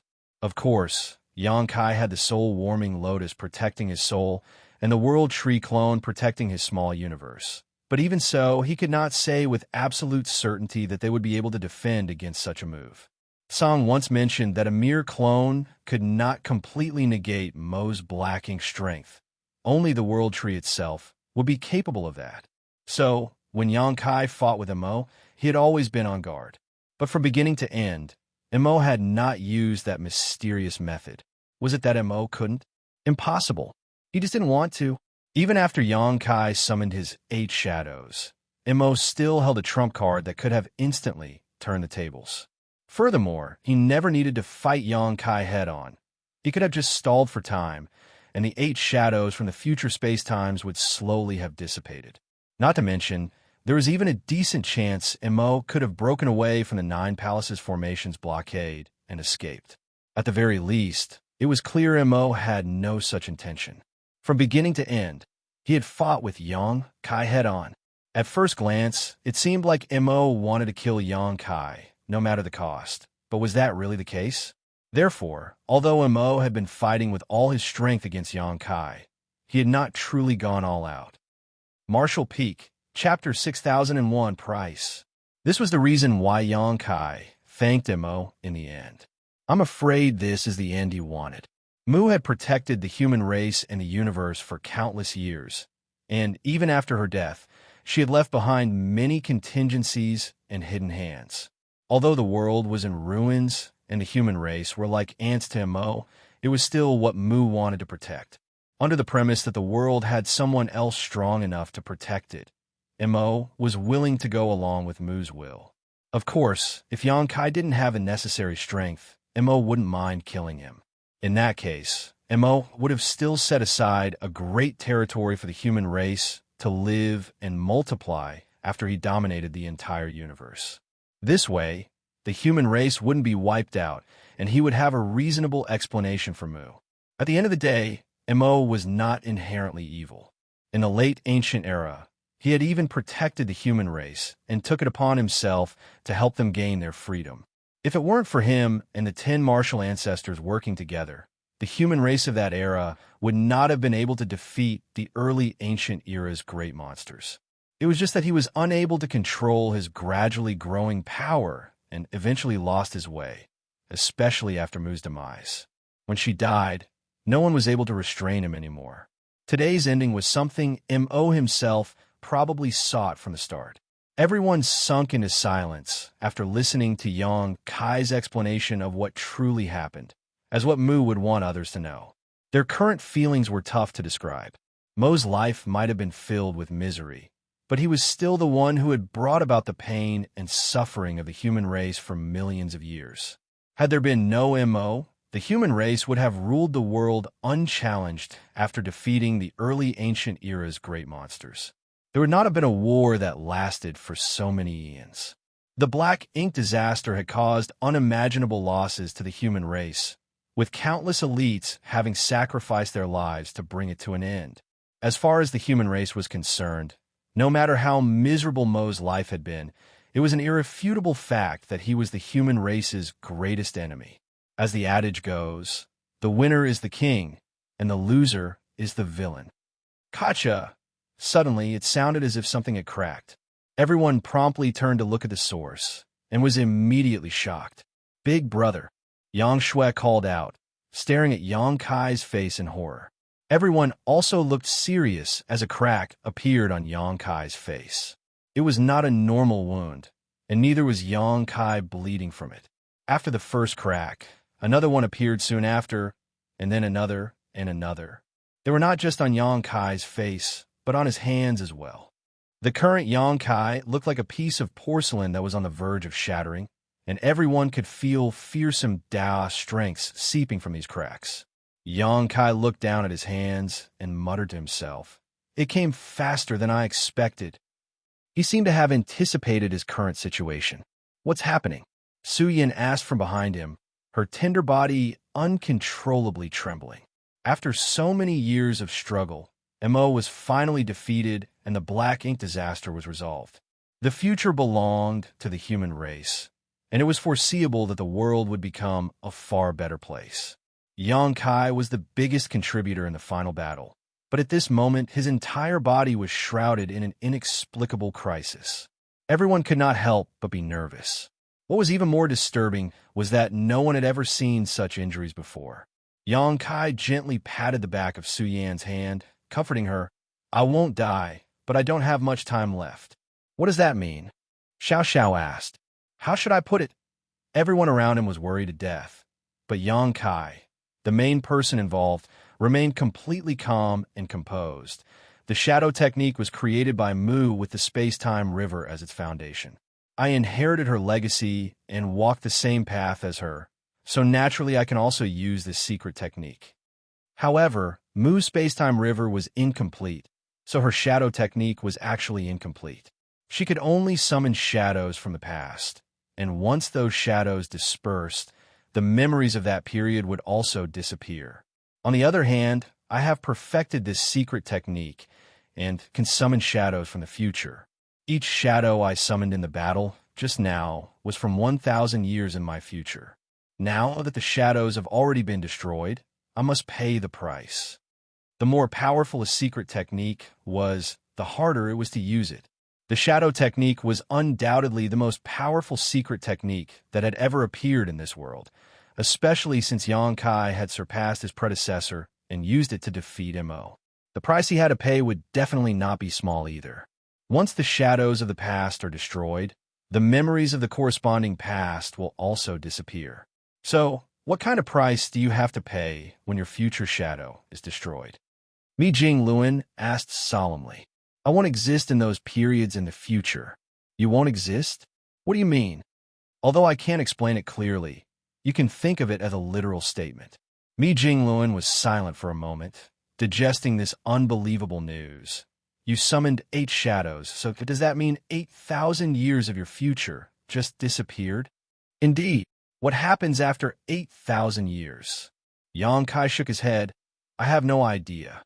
After all, this was the first time he had used the shadow technique. So although he knew that he would cease to exist for the next 8,000 years, all traces of his existence would be erased by the space-time Dao strength of the universe.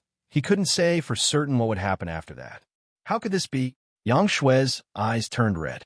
"It's not a big problem. I should be able to return after 8,000 years. Yang Kai comforted. Despite his assurance, everyone could hear the uncertainty in his voice. His back suddenly became lighter as Su Yin suddenly left. She returned soon after, but this time she brought Ru Meng and the others with her. The eyes of all the women turned red as they tried to hold back their grief, preventing their tears from rolling down. Su Yin had already briefed everyone of the situation, so they knew the crisis Yang Kai was about to encounter. In a short time, Su Yin was not there, though. Further cracks had appeared on Yang Kai, and the leakage of Dao strengths had become more and more obvious. Yang Kai really didn't have much time left, and the backlash from the shadow technique was even stronger than he had imagined. Mi Jingluan shot a glance at the crowd, whereupon everyone apart from Yang Kai's close relatives retreated to the side. The women who had been brought here by Su Yin finally couldn't hold it in any further and burst into tears. In the end, it was Ru Meng who acted like the big sister of the family and managed to compose herself first. Before she could say anything more, though, the skin on Yang Kai's face began to peel off and disappear. Even though they were all 8th and 9th order masters now, there was nothing they could do. Everyone held back their grief as they helplessly watched Yang Kai's figure gradually vanish. At the very last moment, Ru Meng shouted at Yang Kai, "You heartless bastard! Mark my words, if you don't come back after 8,000 years, I'll take my sisters and marry someone else." Yang Kai gave her a smile. "This sounds so familiar." Ru Meng's will finally shattered, and she broke into tears. She tightly grabbed Yang Kai's hand and begged, "You must come back. You must." Yang Kai swept his gaze over all of them one by one, as if he wanted to imprint their faces into the depths of his soul, before gently nodding and assuring, "Of course." Right then, scattered specks of light emerged before an enormous river spanning across the void appeared, enveloping Yang Kai. Soon after, an enormous wave came crashing down on him, swallowing him into the river. The river slowly disappeared, and so did Yang Kai along with it, leaving behind a group of women standing there in a daze, their endless sorrow flowing like a river. "Something's not right." Mi Jingluan, who was watching from afar, suddenly whispered before turning to Xianxia, "Do you feel it?" Xianxia nodded his agreement. "There's something wrong." The other 9th order masters more or less felt the same way. Although they couldn't figure out what exactly was wrong, 9th order masters were extremely perceptive. Their senses were so sharp that even just a slight disparity around them would arouse their suspicion. Everyone made their respective probes, but none of them were able to find anything amiss. Unable to find anything wrong, they had no choice but to put this matter aside, but they still maintained a certain degree of vigilance. The curtain of the final battle had already fallen. The Allied army had finished off the Black Ink Clan army, while Mo had been completely sealed by Yang Kai. Although the greatest contributor had suffered severe backlash from his secret technique and had his existence wiped out by space and time for the next 8,000 years, when all was said and done, the victory needed to be publicized. When Mi Jingluan and the others returned and spread the news that Mo had been ended, the human race army of millions that had been waiting here all cheered and danced in joy. The war that had been going on for millions of years had finally come to an end. Now all under the heavens belonged to the human race. After the battle, the casualties were counted and the aftermath was dealt with in an orderly manner. The small stone race army had already withdrawn and returned to the chaotic dead territory through the void corridor. The human race also began their withdrawal half a month later. The void corridor created by Zhang Ruo, she saved the human race a lot of time. Not everyone left, however, headed by Su Yin and Ru Meng, Yang Kai's wives, his disciples, Yang Shui, Yang Xiao, and several others all stayed behind. They remained in the place where Yang Kai had disappeared, quietly waiting for his return. The next 8,000 years would definitely be very dull and long, but so long as they could see Yang Kai the moment he returned, any amount of waiting would be worth it. A fleet of dilapidated warships entered the chaotic dead territory through the void corridor. The current Zhang Ruo, she could still somehow maintain the balance of yin and yang in her body, so the chaotic dead territory was now a safe place. Be that as it may, she couldn't maintain this state for much longer. In order to fight Mo and kill the royal lords, she had burned too much of her heaven's order bloodline. Once the human race army, left the chaotic dead territory, she would break the harmony with the two. At that time, Big Brother Huang and Big Sister Lan would reappear. In Zhang Ruo, she would lose her previous strength.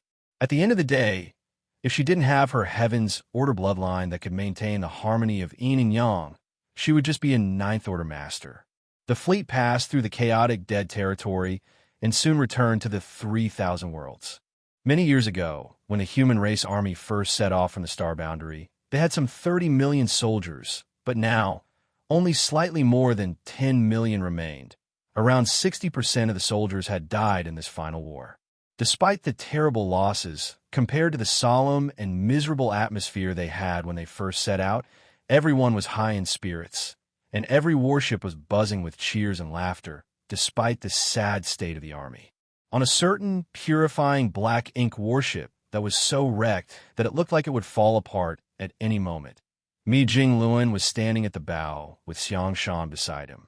The two calmly listened to the hustle and bustle on the other warships and exchanged a knowing glance.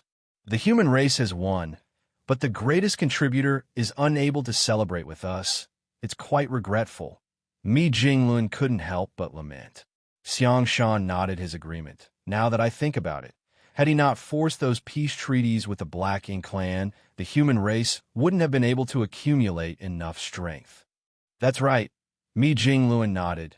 By the looks of it, that treaty was an important turning point in the rise of the human race.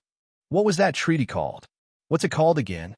The two Ninth Order Masters glanced at each other before the smiles on their faces slowly faded away, gradually replaced by solemn looks. Marshall Peak, Chapter 6002 Response. While the millions of human race soldiers were making the trek back home, all the Ninth Order Masters gathered aboard the only intact purifying black ink warship remaining. Compared to their peak, the number of Ninth Order Masters had undoubtedly decreased significantly, with many of the recently advanced Ninth Order Masters having perished in the battle. Only 20 or so had managed to survive. Apart from the Ninth Order Masters, Fu Guang was also invited. Everyone took their seats. Most of them were still injured, their auras weak and unstable. The battle ended not that long ago, and even with the recuperative abilities of Ninth Order Masters, it was impossible for them to fully recover in such a short time, especially since the human race was running low on supplies, especially recovery pills. One by one, the Ninth Order Masters noticed the heavy air. They might not have an idea as to why Supreme Commander Mi had gathered all of them together, but they could tell that bad news was in store for them from his expression. After the last Ninth Order Master took their seat, Mi Jingluan finally started addressing the crowd. I've summoned you here today to confirm something. He looked around, paused for a moment, then recounted his conversation with Xianxia. When the Ninth Order Masters heard this, some were confused, some were lost in thought, and a few who realized the issue right away furrowed their brow. Yang casually asked, "What's there to fret about with your conversation with Big Head Xiang?" He did not find anything wrong. It sounded just a normal chat to him. There's a big problem. Mi Jingluan stared at him with a solemn expression, causing Yang to realize the gravity of the situation, despite not understanding what was the problem. Xianxia explained, "The peace treaty we signed with the Black Ink clan back then was of paramount importance and could be said to be the turning point in the entire war. It is impossible for Brother Mi and I to forget the details of such an important matter. It would have been nothing if it was just one of us having a hard time recalling certain trivial points of the treaty. But the problem is that neither of us can remember them. When we were discussing the treaty, both of us were unable to immediately recall even some of the basic details of the agreement. That should be absolutely impossible." Yang speculated, frowning. "Maybe you're too tired from the battle?" Xianxia focused his gaze on him. "Do you remember the first time you met Yang Kai?" "Of course I remember." Yang replied readily. "How could I forget such a thing?" At that time, he slowly stopped talking. Obviously, he too had noticed the problem as his expression changed and a furrow appeared on his brow. Xianxia then turned to the other Ninth Order Masters and asked, "Everyone, why don't you try recalling your encounters with Yang Kai, or some common knowledge about him?" The Ninth Order Masters complied. Soon, A bewildered look took over everyone's face. Observing everyone's expressions, Xianxia immediately understood that they too had encountered the same situation as him. He could not help but mumble, "How is this possible?" When Xianxia asked him to, Xianxia attempted to recall the first time he met Yang Kai, but he actually couldn't immediately remember it. It was as if his memory was blocked by an invisible barrier. It was right on the tip of his tongue, but he couldn't enunciate it for some reason. After struggling for a few breaths, he finally remembered that the first time he met Yang Kai was outside Great Evolution Pass. At that time, Xianxia was on a scouting mission with his disciples, and Yang Kai arrived to meet him under Xianxia's orders. At that time, Yang Kai was only a 7th Order Master.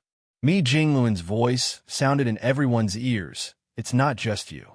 After Brother Xiang and I discovered this problem, we ordered our men to ask the soldiers the same questions, and they too encountered the same situation. Regardless of whether they personally met with Yang Kai or simply heard stories about him, they were unable to immediately recall the details." "What caused this phenomenon?" Wuxia asked in a low voice. He had just tried to recall things about Yang Kai, and it was indeed as Mi Jingluan had described. "I don't know the exact reason, but I'm certain it has something to do with his shadow technique," Mi Jingluan continued. "Everyone should remember that Yang Kai said that the 8 shadows were summoned from the next 8,000 years. He also said that because those 8 shadows were destroyed, it meant that he would not exist for the next 8,000 years." Everyone nodded in acknowledgement, as all of them were present when Mi Jingluan and Yang Kai were discussing this. Yang Kai said that it was the price he paid to use the shadow technique, but now it seems that Yang Kai himself had underestimated the severity of this price. He thought that the price he had to pay would be to disappear for the next 8,000 years. But in reality, some kind of invisible force is slowly erasing all traces of his existence from this world. So, anything related to him would slowly become blurred in the memories of others. Is such a thing really possible? Xianxia found it hard to believe the most direct way one would think that removing the traces of a person's existence in this world meant was to kill that person, but the elimination that everyone encountered now was no longer as simple as just killing Yang Kai. Even their memories of him were being lost. Mi Jingluan added, "Before Yang Kai used the shadow technique, even I hadn't expected for such a bizarre secret technique to exist." Xianxia immediately fell silent. The mysteries of the shadow technique were beyond their comprehension, so the price for using it was also unfathomable. As such, no matter how unbelievable Mi Jingluan's speculations were, there was indeed a possibility they were true. This is just the beginning. What I'm worried about is we might even forget everything about Yang Kai with time. All of the 9th Order Masters were shocked. As the greatest hero who led the human race to victory and defeated Mo, Yang Kai should be remembered for all generations. But if the human race were to completely forget about him, that would truly be a tragic misfortune. What will happen if we completely forget about Yang Kai? Mi Jingluan asked. No one could answer. He didn't ask anymore, and instead postulated. Before disappearing, Yang Kai said that he would return after 8,000 years, but even he did not sound certain of that. So, he might be able to return, or he might completely disappear. Right now, the traces of his existence are slowly being erased, which is akin to him disappearing. If one day everyone completely forgets about him, perhaps he might never appear again. Fu Guang, who had been silent all this time, finally spoke. "Supreme Commander Mi, do you mean to say that if many people in this world remember him and his fame remains widespread, perhaps it can help him return?" Mi Jingluan shook his head. "I'm not sure, but it is possible. Then it's worth a shot." Fu Guang nodded. "However, the most important thing right now is to investigate the speed at which his traces are being erased. Only by confirming this matter can we make appropriate arrangements." "Agreed. We'll do as Supreme Commander Mi says." After many days of investigation by 9th Order Masters and questioning thousands of randomly selected soldiers, everyone reached an unfortunate conclusion. The speed at which Yang Kai's traces were being erased was increasing. More and more things related to Yang Kai were being forgotten. At this rate, everything related to Yang Kai would be completely gone in short order. By then, no one in this world would remember that there was once a hero who had saved the entire human race. Mi Jinglun couldn't help but feel a sense of urgency. He immediately sent people back to the original location of the primordial heavens source Grand Restriction to inform Su Yin and the others who were staying there. Although Su Yin and the others would most likely notice this on their own, it was always better to be prepared.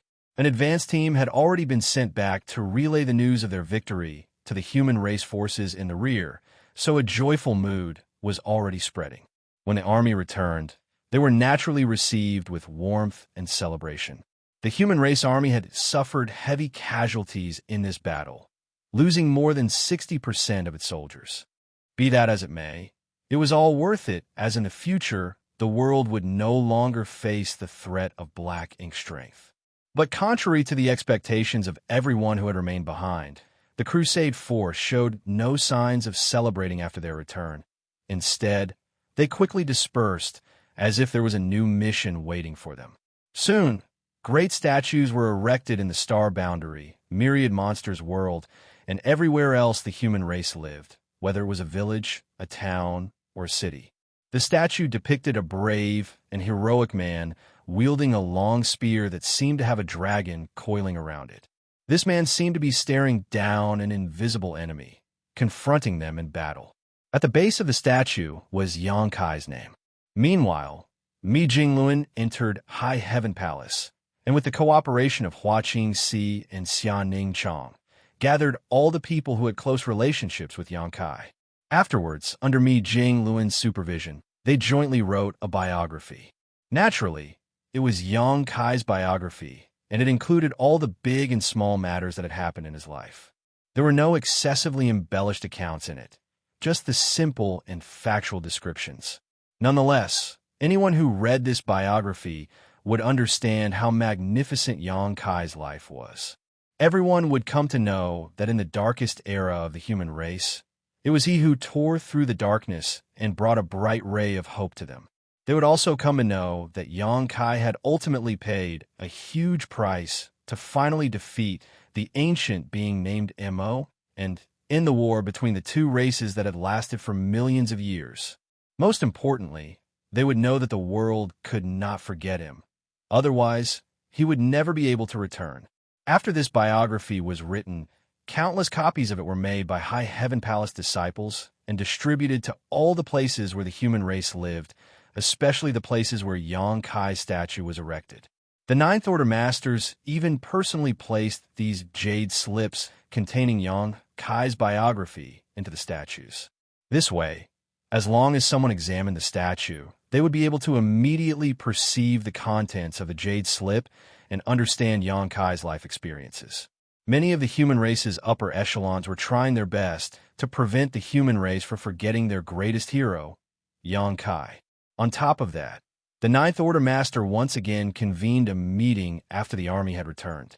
Everyone felt that the world was vast and time was difficult to measure, so they decided that the year the Crusade force returned to the Star Boundary would be designated as the first year of the Void Era. Void was a title, the title of one of the greatest heroes that was slowly being forgotten. As time passed away, new generations of humans were born, matured, and aged. Everyone had already forgotten about Xianxia, even the Ninth Order Masters who had fought alongside him, but the statues that had been erected remained standing tall. Martial Peak, Chapter 6003, 8,000 Years. Void Era, Year 7, 999. The Star Boundary, where High Heaven Cave Heaven, which was ranked first among the 36 cave heavens, was located, had its ban on entry lifted. Immediately, countless cultivators who were waiting outside the Star Boundary swarmed in and spread out. The cultivators were entering the Star Boundary from every possible direction and were in huge numbers. Although there were all sorts of people among the crowd, no one dared to act rashly on the Star Boundary. No matter what their temperament was, they had become kind and simple after setting foot onto this universe world. This wasn't just because the Star Boundary was the domain of the strongest cave heaven, but also because Tao temples of all the other cave heavens and paradises were located here. It could be said that one could find Seventh-Order Masters casually walking the streets in the star boundary. Even Eighth-Order Masters were as common as dogs. Only the sighting of the legendary Ninth-Order Masters, who generally remained hidden, would cause some minor sensation. If anyone acted irreverently here, not to mention the sun tomorrow, he or she might not even see the moon tonight. The main reason why the star boundary was so lively was because the Void Festival that was celebrated once every millennia would be held here. Many of the younger generation didn't know the origins of this festival, only that a ceremony was held at the turn of every millennium of the Void era, and it had been celebrated 7 times already. And if the one that was about to be held was also counted, this would be the 8th.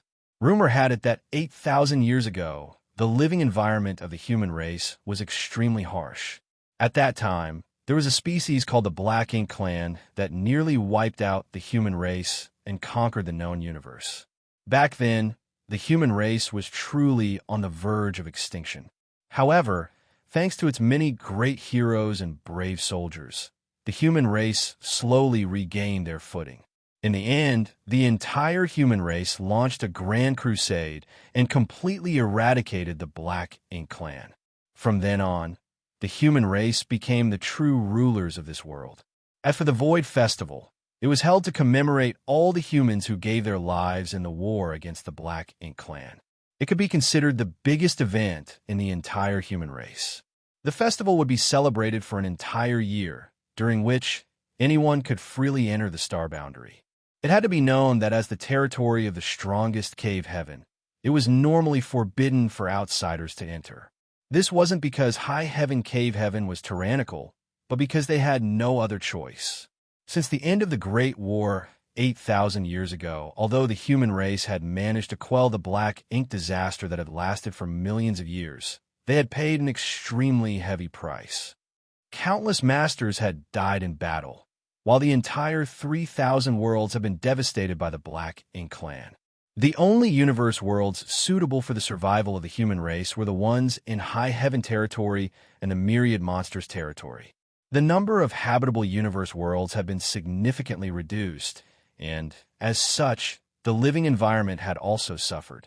Cultivation resources were also in short supply. As such, the birth of too many cultivators would inevitably lead to chaos. So, the current cultivators could no longer be as unrestrained as they were before the Black Ink Clan invaded the 3,000 worlds. Everything had to be done in a planned manner. 8,000 years ago, the Ninth Order Masters had jointly held a discussion and reached a consensus, which was that anyone with the aptitude to cultivate would have to report to the cave heavens and paradises, and their cultivation matters would be arranged by one of these top forces. This decision was strictly enforced with the joint efforts of all the human race forces. So, all cultivators of the human race, regardless of their background or cultivation, were duly noted and recorded. This decision made the already special star boundary even more exclusive. The star boundary had a world tree clone and was the first open heaven realm cradle. The second open heaven realm cradle was the Myriad Monsters world. In the years when the human race was fighting the Black Ink Clan, the 2 open heaven realm cradles, the star boundary and Myriad Monsters world, had given birth to many high-rank open heaven realm masters. It could be said that these 2 open heaven realm cradles played a huge role in the human race's victory in the final battle. However, after the war ended, because of the limit in habitable areas, it was difficult for the human race to withstand the birth of so many new generation cultivators, which put the star boundary and Myriad Monster world in an extremely awkward position. After returning from the crusade and realizing this problem, the human race's higher-ups made another decision, which was to withdraw everyone from the star boundary and Myriad Monster world, especially the large number of ordinary people. These ordinary people could not cultivate, but given their huge numbers, they could give birth to many children, some of which would have the aptitude for cultivation. If restrictions weren't put in place, it wouldn't be long before new generations of cultivators were born, which would inevitably lead to unnecessary unrest. Even the people who remained in the star boundary and Myriad Monsters world were forbidden from having children. If they wanted to have children, they would have to leave these 2 open heaven realm cradles. Of course, the human race's upper echelons also knew that cutting off all avenues forward was not sustainable, so they left behind a glimmer of hope. That hope lay in the Void Festival that was held every 1,000 years. During this one-year-long grand festival, everyone was allowed to freely enter and exit the star boundary. If one could join one of the Tao temples of the various cave heavens and paradises, they would naturally be qualified to remain in the star boundary to cultivate. It was difficult to calculate how many people had entered the star boundary every time the grand festival started, but the number who could truly worship the various Tao temples was not that high. This led to a strange phenomenon, which was that many pregnant women or young married couples would enter the star boundary during the festival. Those pregnant women would then find a place with excellent world energy and live with their families, nourishing their fetus in peace, so that their unborn babies could enjoy the feedback from the World Tree clone. As for those young couples, they were only 2 when they arrived, but when they left, their wives' stomachs would most likely be bulging. Jade Mountain Square, an extremely common market in the star boundary. Because of the decisions made in the past, a large number of humans were relocated away from the star boundary, leaving it quite sparsely populated, owing to which places like Jade Mountain Square were usually deserted. In other words, this place was only bustling with humans because the grand festival was approaching and countless people had poured into the star boundary. A young couple was strolling around the market, holding hands. The man was suave and handsome, whereas the woman was as beautiful as a flower. They were a perfect match. The woman's belly happened to be slightly bulging. She was obviously pregnant. At this moment, the husband and wife arrived before a tall statue and looked up. The wife kept reaching out to her husband's hand, who helplessly handed her the food in his hands and grumbled, "I told you not to eat so many sweets. Why don't you listen?" His wife didn't even spare him a glance and bit down on the candied fruit in her hand, mumbling, "Who says I'm the one who wants to eat it? Clearly it's the child in my stomach who wants to eat." The husband couldn't help but roll his eyes. Every time she brought up the child in her womb, he couldn't do anything about it. "Dear, do you think this Yongkai really exists?" The wife quickly finished a stick of candied fruit and took another stick from her husband's hand. Why are his statues everywhere?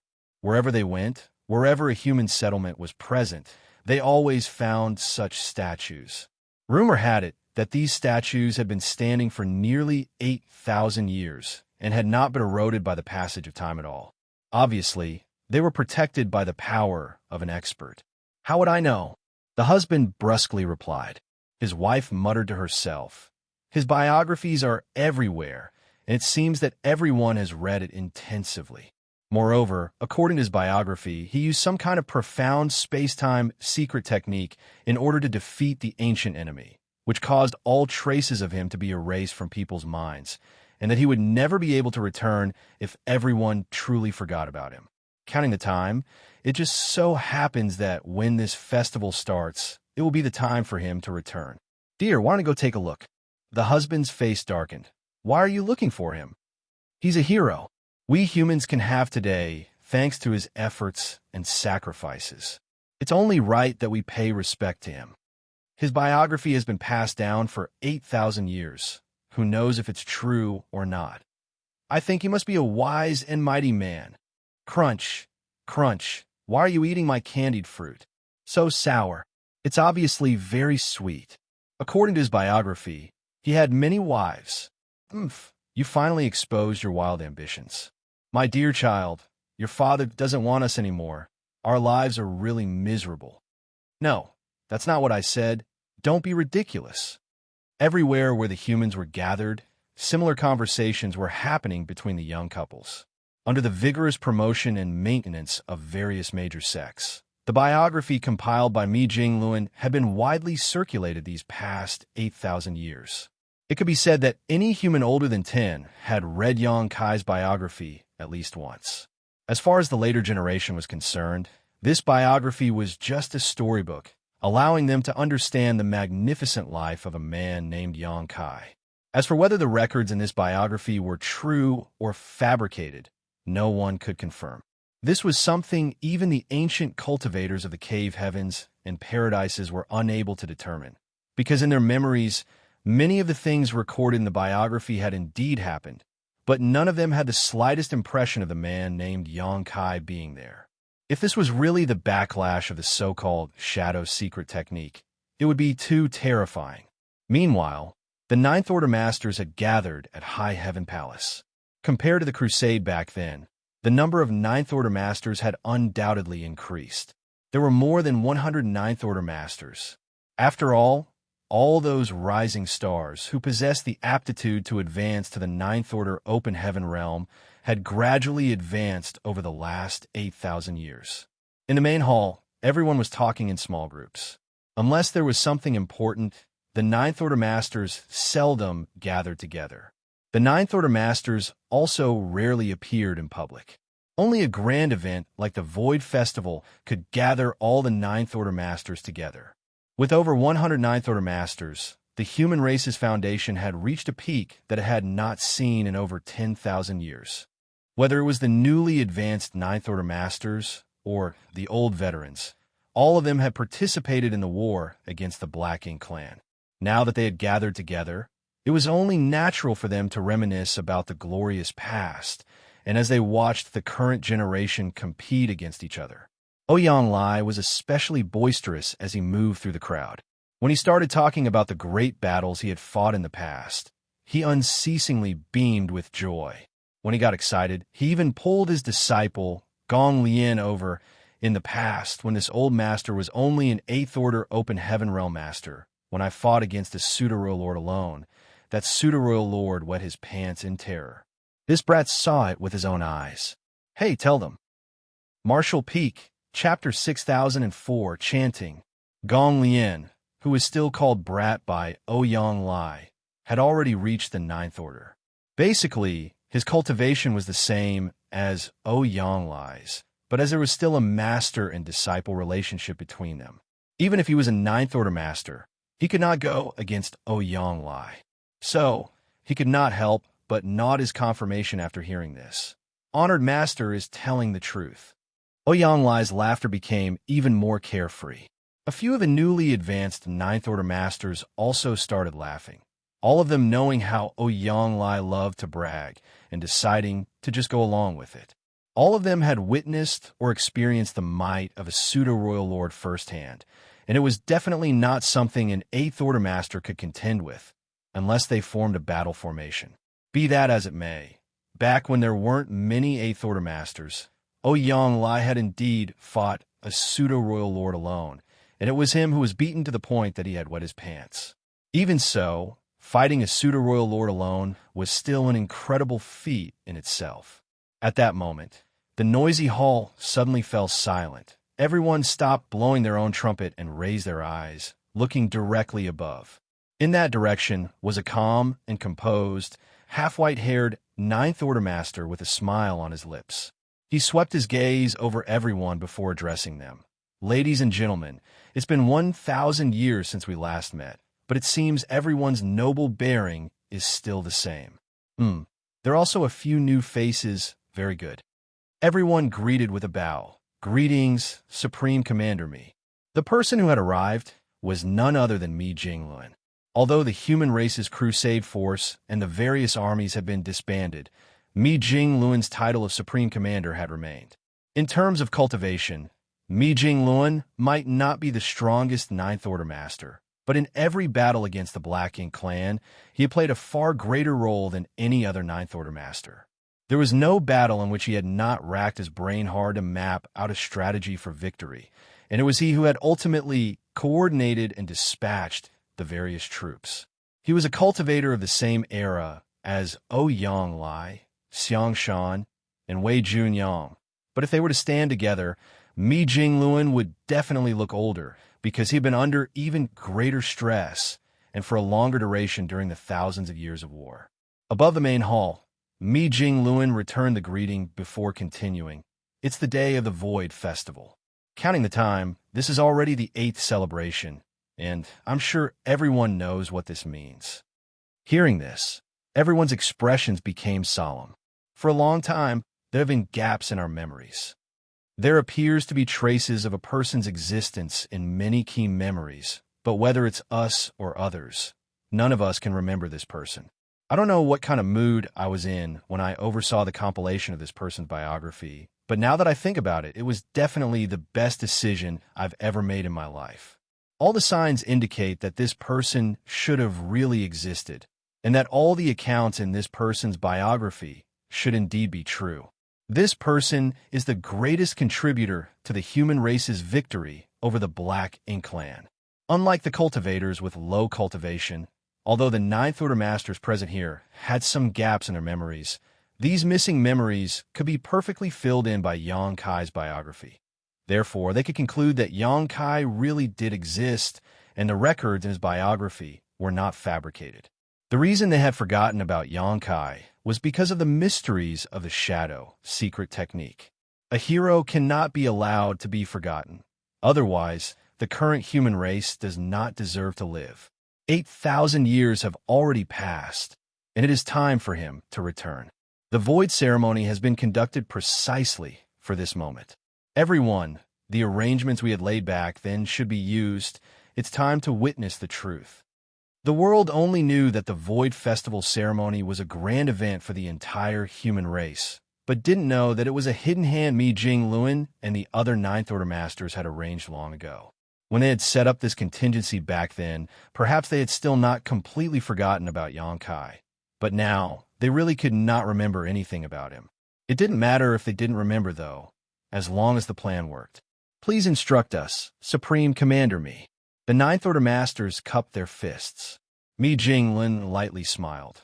Then let us see if all of this is just an unrealistic conjecture on our part, or if we really have forgotten something.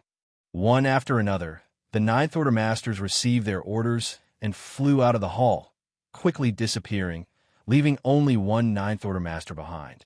This was a titled Great Emperor recognized by the Star Boundary, and the only surviving Great Emperor who had managed to break through to the Ninth Order. There had been other Ninth Order Great Emperors from the Star Boundary, but they had all fallen during the Crusade. The hall sunk into complete silence as Mi Jing-Luen and the Great Emperor patiently waited. 10 days later, Mi Jing-Luen finally opened his eyes and glanced at the Ninth Order Great Emperor. It's about time. The Ninth Order Great Emperor slightly nodded before slowly closing his eyes and spreading his divine sense. The next instant, he had become one with the entire Star Boundary. Right then, in every settlement across the universe world, Yang Kai's statues, which had stood tall for 8,000 years, suddenly started glowing, attracting the attention of countless people. Soon after, a voice started to reverberate from the statue, chanting something. What the voice was reciting was the contents of Yang Kai's biography. The voice seemed to contain some kind of mysterious power, causing everyone who heard it to involuntarily stop in their tracks and quietly listen. As the chanting continued, an enormous picture scroll seemed to have filled everyone's vision. The picture scroll was impressively portraying the life of a cultivator named Yang Kai and how he gradually grew to become the strongest, eventually leading the human race to defeat their enemies. Not just in the Star Boundary, even in Myriad Monsters territory, on every universe world where the humans lived, the setup in the statues was activated by the Ninth Order Masters. At this moment, that chanting was simultaneously ringing in the ears of trillions of humans. Once, twice, 3 times. Gradually, people began to read along the voice coming from the statue. Almost everyone had read Yang Kai's biography, and many scholars had even memorized it by heart. Only, the biography, which in the past was only read to pass time, was given heavy importance today. Trillions of humans were chanting the Void Great Emperor's real name. At the same time, in the distant Void, on the battlefield where the final battle between Yang Kai and Mo was fought, a few people were gathered together inside a floating palace. There weren't many people, only a dozen or so, but apart from a middle-aged couple, the lowest cultivation of the others was the Eighth Order, and there were actually quite a number of Ninth Order Masters present. Everyone gathered here was Yang Kai's close relative. His parents, his wives, his disciples, Xianxia, Yang Shui. These people have been waiting here for 8,000 years. Xianxia had originally stayed behind to guard High Heaven Palace because despite her high cultivation, she had very little experience in fighting. Moreover, she was an alchemy great grandmaster and was more useful stationed in the rear. However, for the final crusade, even she was roped in. After their triumphant return, once Xianxia had helped compile Yang Kai's biography with Mi Jingluan, she immediately returned here. Naturally, Mi Jingluan immediately set out to fetch all those close to Yang Kai, bringing Yang Yingfeng and Dong Suzhu here to meet up with Su Yin and the others to wait for Yang Kai's return. Their wait had now lasted for 8,000 years. Martial Peak, Chapter 6005, Supreme Master.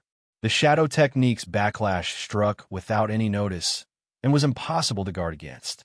At first, Yang Kai's relatives could still remember him, but gradually, all their memories of him began to fade away and eventually disappeared. One after another, gaps began to appear in everyone's memories.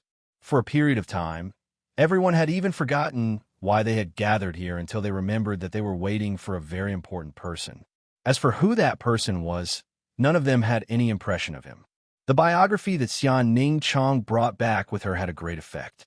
The things recorded in the biography and the remaining memories in their minds perfectly complemented each other.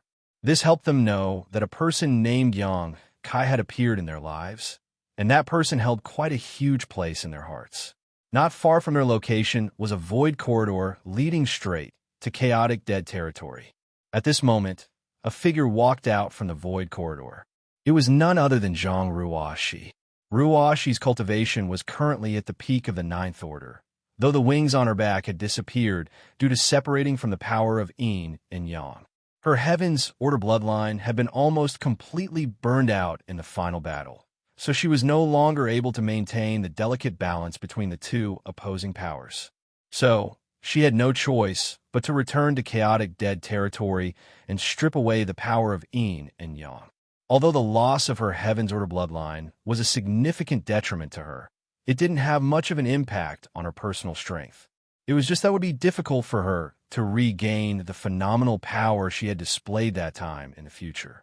Walking out of the void corridor and identifying her bearing, Ruoxi quickly arrived at Su Yin and the others' location. Noticing her appearance, everyone looked at her.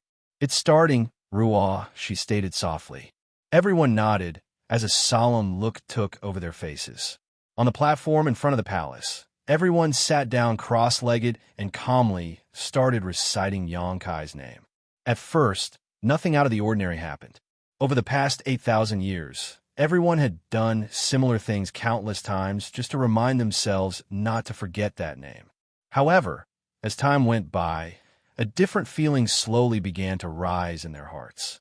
Everyone felt suffocated, as if there was a mountain pressing down on them, one that was becoming heavier and heavier.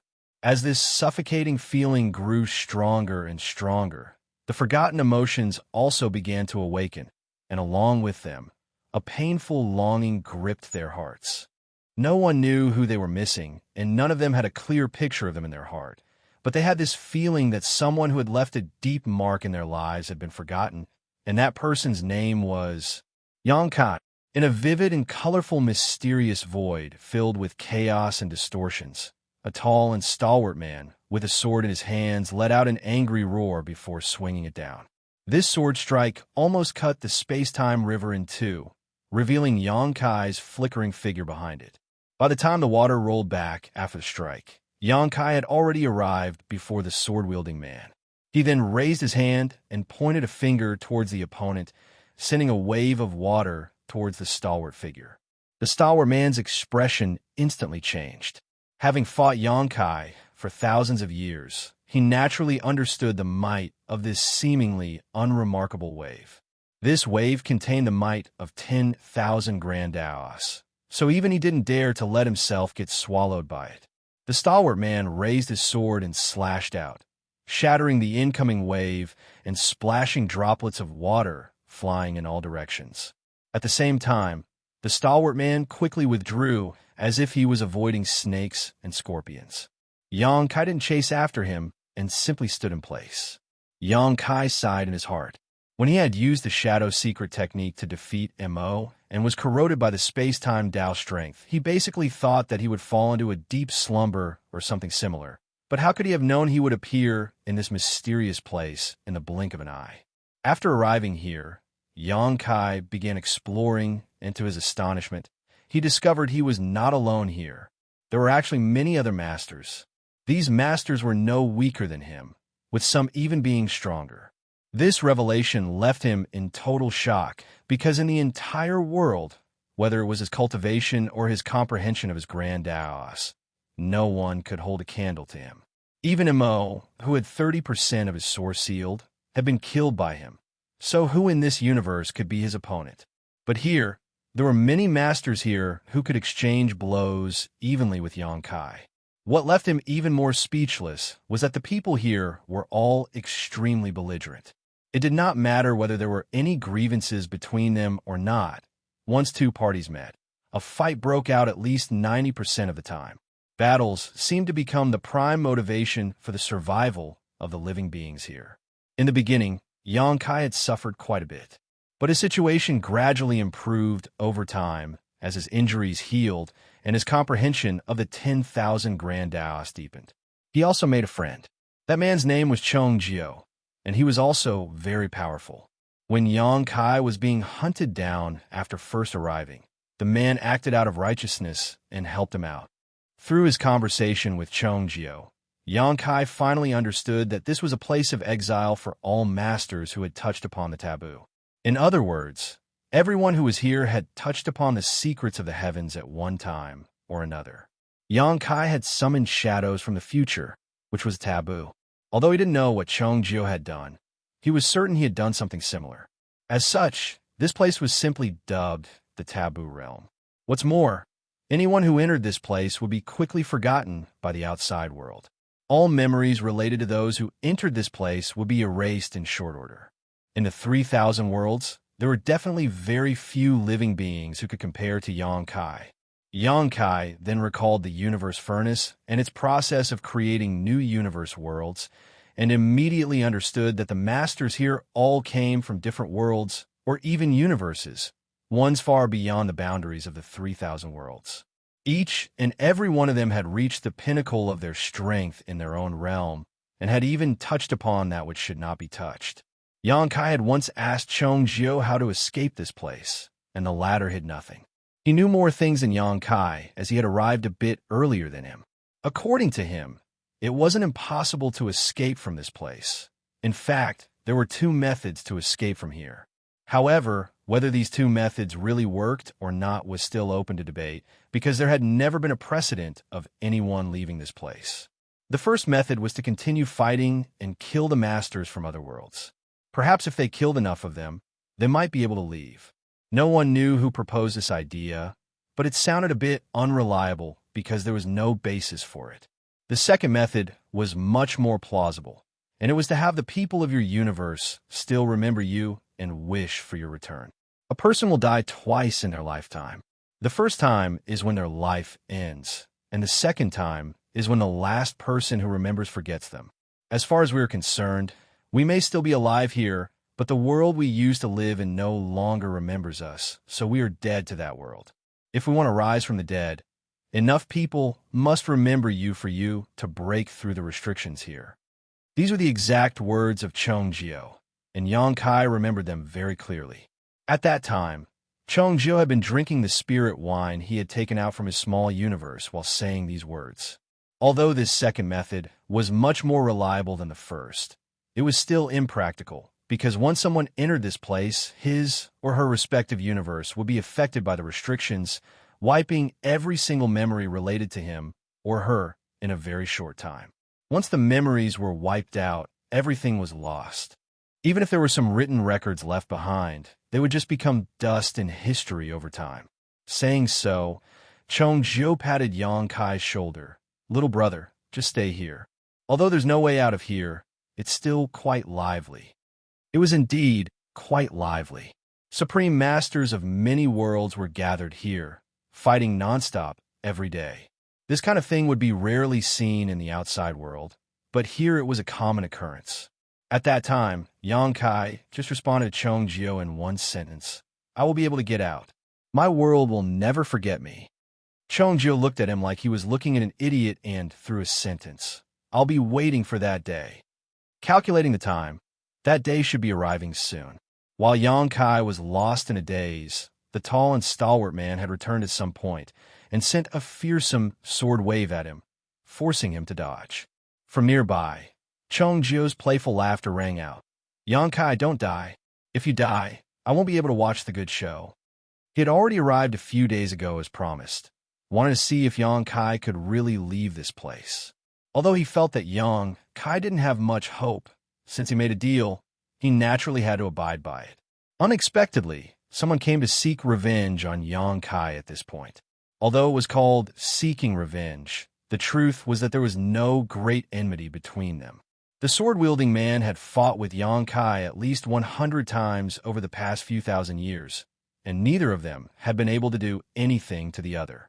But this time, he actually brought a companion, wanting to overwhelm Yang Kai with numbers. But unbeknownst to them, Xianxia happened to be together with Yang Kai. A battle had broken out immediately afterwards. Yang Kai was up against the sword-wielding stalwart man, while Xianxia dealt with his companion. At this moment, a towering tree had emerged behind Xianxia. It was gently swaying, glittering and shining as if it was cast from gold. One after another, its leaves whizzed through the void, cutting space apart. Its every move carried endless power. Xianxia's opponent was forced to retreat every time he tried to press forward. After fighting for a while, the master couldn't help size up Xianxia before asking, "The Dao Tree lineage?" Xianxia raised his brow. "You've seen it." The master continued, "The Dao Tree lineage is famous throughout the heavens, and I had the honor of experiencing it firsthand once before." Saying so, he put away his weapon. "I won't fight anymore." Xianxia smiled slightly. "I was thinking the same." Battles were common occurrences in the taboo realm, but there were many cases where a simple smile and greeting could wipe away all enmity. After all, everyone's strength was about the same, so unless there was some kind of irreconcilable grudge between them, no one was willing to really fight to the death. For example, someone like the sword-wielding stalwart man, who repeatedly sought trouble with Yang Kai, was actually quite rare. He kept attacking Yang Kai mainly because Yang Kai had only been here for a short time, and the sword-wielding man believed that he was an easy target. Owing to repeated battles, Yang Kai's strength had grown significantly over the past 8,000 years.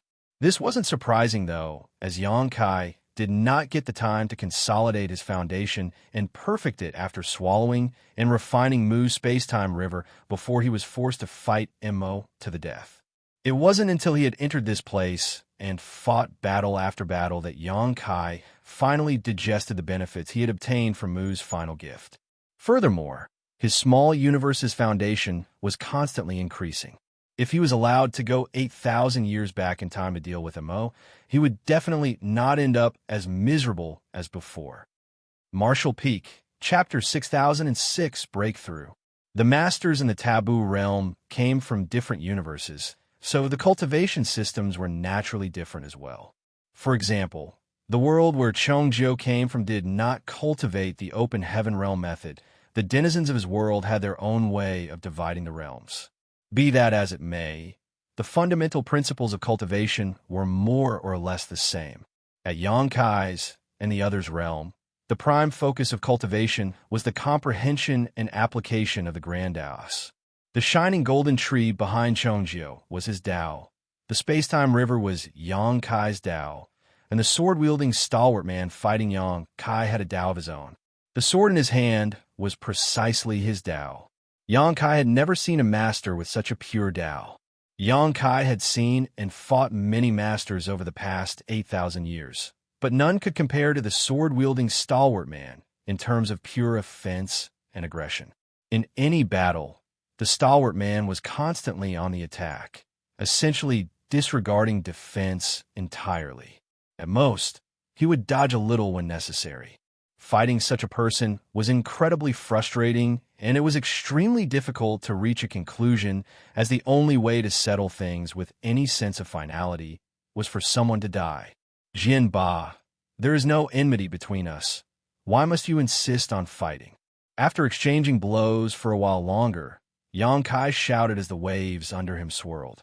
Jing Ba, who was standing right across from him, hideously grinned.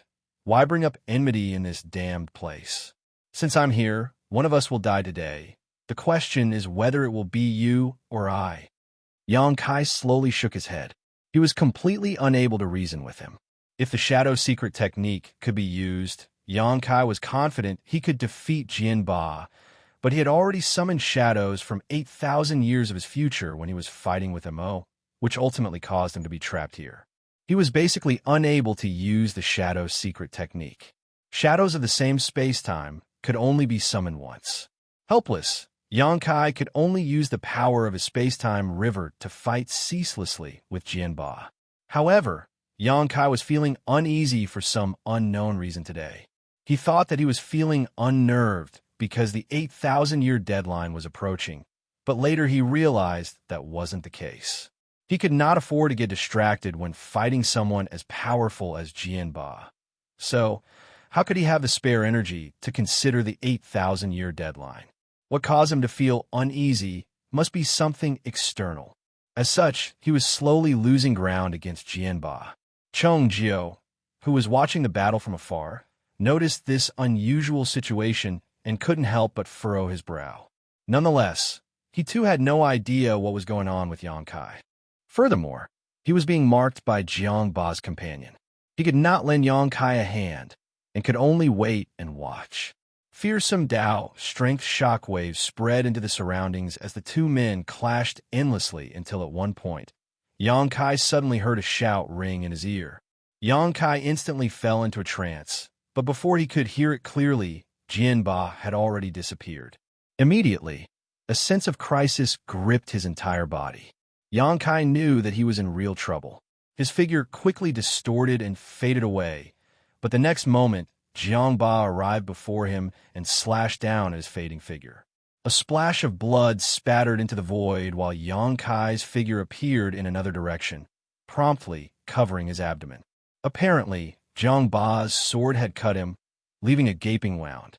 The indistinct shout once again rang in his ear. Yang Kai shook his head, trying to disperse this strange sound, but to no avail. Just after the first shout, a second shout soon followed, and then a third, a fourth. In just a few breaths, Yang Kai felt countless voices ringing in his head. These countless voices jumbled into an incoherent noise before eventually converging into two words. It was naturally his name. Having wounded Yang Kai, Jian Ba doggedly pursued him, but just as he was about to make his move, a great sense of horror suddenly gripped his heart. The moment this sense of horror emerged, Jian Ba's eyes went wide. It was not terror or fear Jian Ba felt, though, but instead extreme excitement. Because ever since his cultivation had reached its peak, no one had been able to give him such a feeling. Even in this taboo realm, where he had encountered countless masters, no one had struck true terror into his heart. But at this moment, against an enemy who had been wounded by him, this long-lost feeling had reappeared. Jian Ba couldn't help but recall the masters he had faced when he was weak. The sword that had accompanied him all his life began to hum, warning him to retreat. Jian Ba didn't retreat, though. Instead, he swung his sword down, causing the expressions of Chong Jiao and the other experts watching from afar to become extremely solemn. Because this attack could be said to be the strongest sword attack they had ever seen. It was Jiang Ba's all-out strike. Once he executed this attack, his target would definitely die. The sword light filled everyone's vision, blinding them. When the sword light disappeared, Chong Jiao and the other master quickly looked up, and what entered their sight made their eyes crack wide open in shock. Much to their surprise, Yang Kai had not blocked that sword strike at all, and simply let it fall on his shoulder. It almost severed his arm, but it didn't, as the endless river water happened to be wrapped around Jian Ba's sword and wrist, preventing him from following through. Although Yang Kai was injured, his expression was extremely strange. He seemed a little confused, yet also a little relieved. What caught Chong Jiao's attention was the void behind Yang Kai. which looked extremely unusual at the moment. It happened to be continuously distorting, and through this distorted space, a faint distortion of space-time emerged from some unknown place. The restriction of this place had been broken. When Xianxia recalled Yang Kai's confident words, his heart began to pound violently. Could it be that the rumors circulating in the taboo realm are true? Did enough people in Yang Kai's universe still remember him? But how is that possible? Anyone who entered this place would be quickly forgotten. Otherwise, how could the masters who had entered this place be unable to leave even after so many eons? But other than this possibility, Xianxia could not find a better explanation. Yang Kai, he quickly called out. Yang Kai, who was immersed in this wonderful feeling, raised his head and smiled at him before turning to look at Jianba, who was still standing at arm's length. Under Jianba's stunned gaze, Yang Kai stretched out 2 fingers and grabbed his sword. It turns out that only by breaking the restriction here can one pry into the higher realms of the martial Tao. Saying so, Yang Kai gently raised his fingers, lifting up the long sword that had cut into his shoulder. The corners of Jianba's eyes twitched violently as his instincts were giving off warning bells. At this moment, Yang Kai gave him a very strange feeling, as if he was about to achieve some kind of breakthrough. This feeling left him in a great shock. The masters in the taboo realm had already reached their limits. The reason they were trapped here was because they wanted to break through to higher realms, but in the end, they had touched upon the taboos of the heavens. Today, he had seen both an amazing truth and an incredible secret. Breaking the restriction of this place would allow one to gain insight into the next realm. This was a huge blow to Jianba's mental state. Not to mention him, even Xianxia, who was watching from afar, and the companion Jianba had invited, felt the same way. Stand down. Yang Kai looked at Jianba and declared. Jianba naturally ignored him, gritting his teeth as he poured all his strength into the long sword and pushed it down without muttering a word, seemingly intent on cutting Yang Kai in two. The sword in his hand was his Tao. Backing down would be equivalent to abandoning his Tao. So how could he possibly agree? Martial Peak, Chapter 6007. He left. Whether it was High Heaven Territory's star boundary or the universe worlds of Myriad Monsters territory, everywhere where humans had settled, humans were chanting Yang Kai's name nonstop, singing his praises, spreading the name of Void Great Emperor. For the first few days, nothing unusual happened, but as time passed, a strange sound started ringing in everyone's ears, like waves crashing onto the shore. Furthermore, the sound became louder and louder with the continuous actions of the humans. Finally, at a certain moment, a strange phenomenon occurred. Everywhere the humans were gathered, a river suddenly appeared out of nowhere. The sonorous sounds of waves crashing were originating from the river, and everyone witnessed this magical sight. The water in the river swelled and flowed towards the horizon, passing through the endless void, flowing through one great territory after another, to the late ancient era battlefield, and finally converging on the final battlefield where Yang Kai and Imo fought each other. The dozen or so of Yang Kai's close relatives in the palace looked excited at the sight of this. Their chanting became more hurried, and their expressions more fervent. The river was illusory at first, as if it existed in another space-time, but it soon became real and tangible.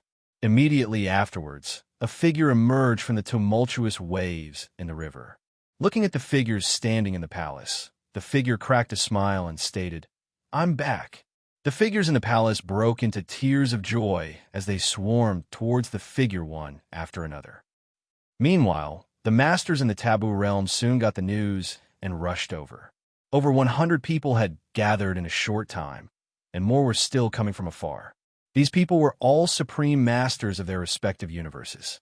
Each and every one of them had reached their own limits. Every single one of them used to be a legendary figure where they came from. But now, their worlds had long forgotten about them, causing them to be trapped in this taboo realm. Over 100 of the strongest masters in existence were calmly standing around the location where Yangkai had fought with Jiangba, staring at a corpse floating nearby. The corpse naturally belonged to Jianba. Jianba was tightly holding a broken sword in his hand, while the cause of his death was none other than the other half of his sword being rammed through his chest. Dead. There was no shortage of brave and ruthless men in the taboo realm, and battles broke out all the time. These were the kind of battles one would seldom see in the outside world. Be that as it may, very few people actually lost their lives during these fights. Because although the cultivation methods were different for universe to universe, everyone's prime focus would be their Tao after their cultivation had reached its utmost limit. It could be said that all things lead to the same destination. As a result, everyone's strength was basically the same here. So, no matter how intense a battle was, very few people would die. The last time someone died was over 100,000 years ago, and that was because a certain man with a horrible personality ultimately drew everyone's ire and was besieged by many supreme masters. But the current situation was far from that. It was pretty obvious that Jianba had not died because he was ganged up on. No matter what kind of Tao they were cultivating here, they all had sharp vision and insight. The one who had killed Jianba was just a single man. Furthermore, Jianba's opponent had killed him so easily that he had even snapped Jianba's sword in two. Even if these supreme masters present here weren't very familiar with Jianba, most of them had fought him at least once in the past. Jianba's sword was his Tao. So, killing someone might not be a big deal, but killing someone while destroying their Tao at the same time was inconceivable. What the Supreme Masters were concerned about was that they had sensed some unusual fluctuations a while ago. Even when they were far away, those fluctuations were as bright as a match in the darkness. Those were clearly the fluctuations caused by someone breaking through their current cultivation realm. But by the time they arrived here, they didn't see anything. Under everyone's watchful eyes, the faces of Xianxia and Jianba's companion were filled with a bitterness. Their expressions way worse than eating a bitter pill. Both had witnessed Jianba's death at the hands of Yangkai, which had shook them to the core. By the time they came back to their senses, the Supreme Masters had already arrived here to investigate after noticing the commotion. As a result, they were unable to leave. If they tried to leave now, they would definitely be forced to stay. The Supreme Masters had been trapped here for far too long. So any unusual movements would definitely attract their attention, let alone a disturbance that exceeded the limits of their current strength. Who was here? Someone suddenly asked. Although it was a random question without a head or tail, the meaning behind it was obvious. The speaker was obviously asking who had witnessed Jianba's death. No one answered. Who arrived here first? Someone asked. Still no answer. But the eyes of the Supreme Masters began to wander across each other, their gazes swiftly changing as they reached a certain unspoken agreement. Finally, everyone's eyes landed on Xianxia. Xianxia scowled in anger as he stared at the colleague invited by Jianba. Why are you only looking at me? He was here as well. Although the two were originally on different sides, they clearly had no choice but to band together at this moment.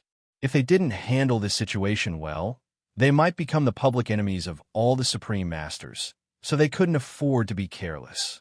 There was no escape from this taboo realm. If they became public enemies, things would be hard-pressed for them in the future. Who killed Jianba? An old man with small stature asked. This old man had been trapped in the taboo realm for who knows how many years. It wouldn't be an exaggeration to say that he was one of the oldest Supreme Masters in the taboo realm. At least, these 100 or so Supreme Masters present had all come to the taboo realm later than him. It wasn't me. Xianxia quickly clarified, I'm not that capable. The Supreme Master standing beside him also quickly denied, I didn't kill him either. You were here first. Didn't you see who did it? The short old man asked. Although he was the only one who spoke, he represented everyone. Well, Xianxia hesitated for a moment.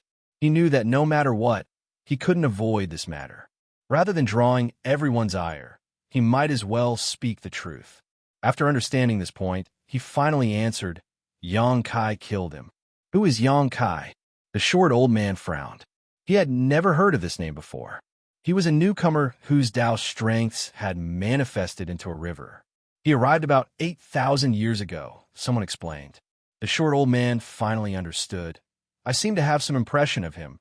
But how could a newcomer kill Jianba? Where is he? He left, Xianxia replied. Where did he go? He left from this place. The Supreme Masters were stunned for a moment before staring at Xianxia in shock. Being the focus of attention of so many Supreme Masters, Xianxia felt as if an enormous mountain was weighing down on him.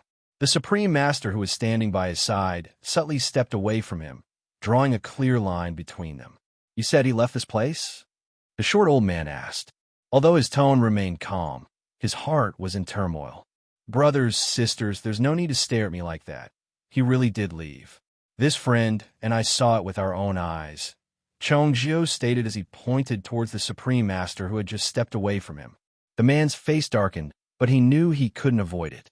All he could do was brace himself and nodded. Yes, he did leave. Xianxia smiled and said, Weren't you all attracted by those strange fluctuations? I'll be frank with you.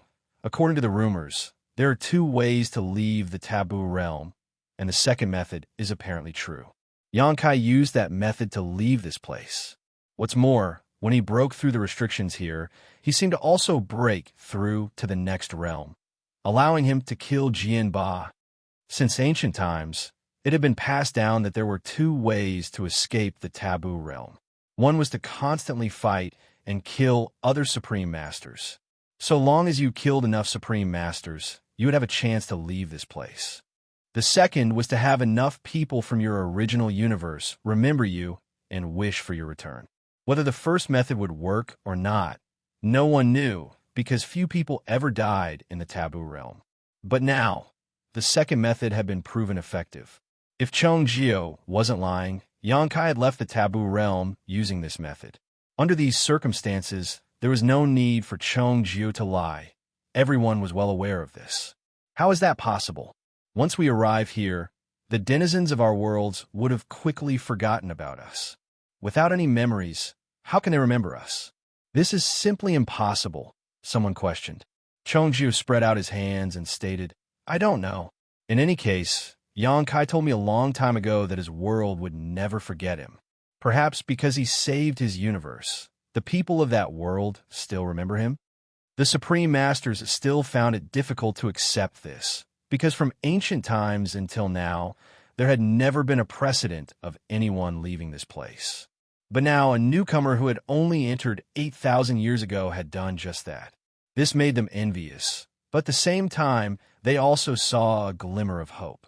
If someone could leave here, it meant that this taboo realm wasn't a prison they couldn't escape from. It was just that they had not found the right way. It was definitely impossible to count on Yankai's methods.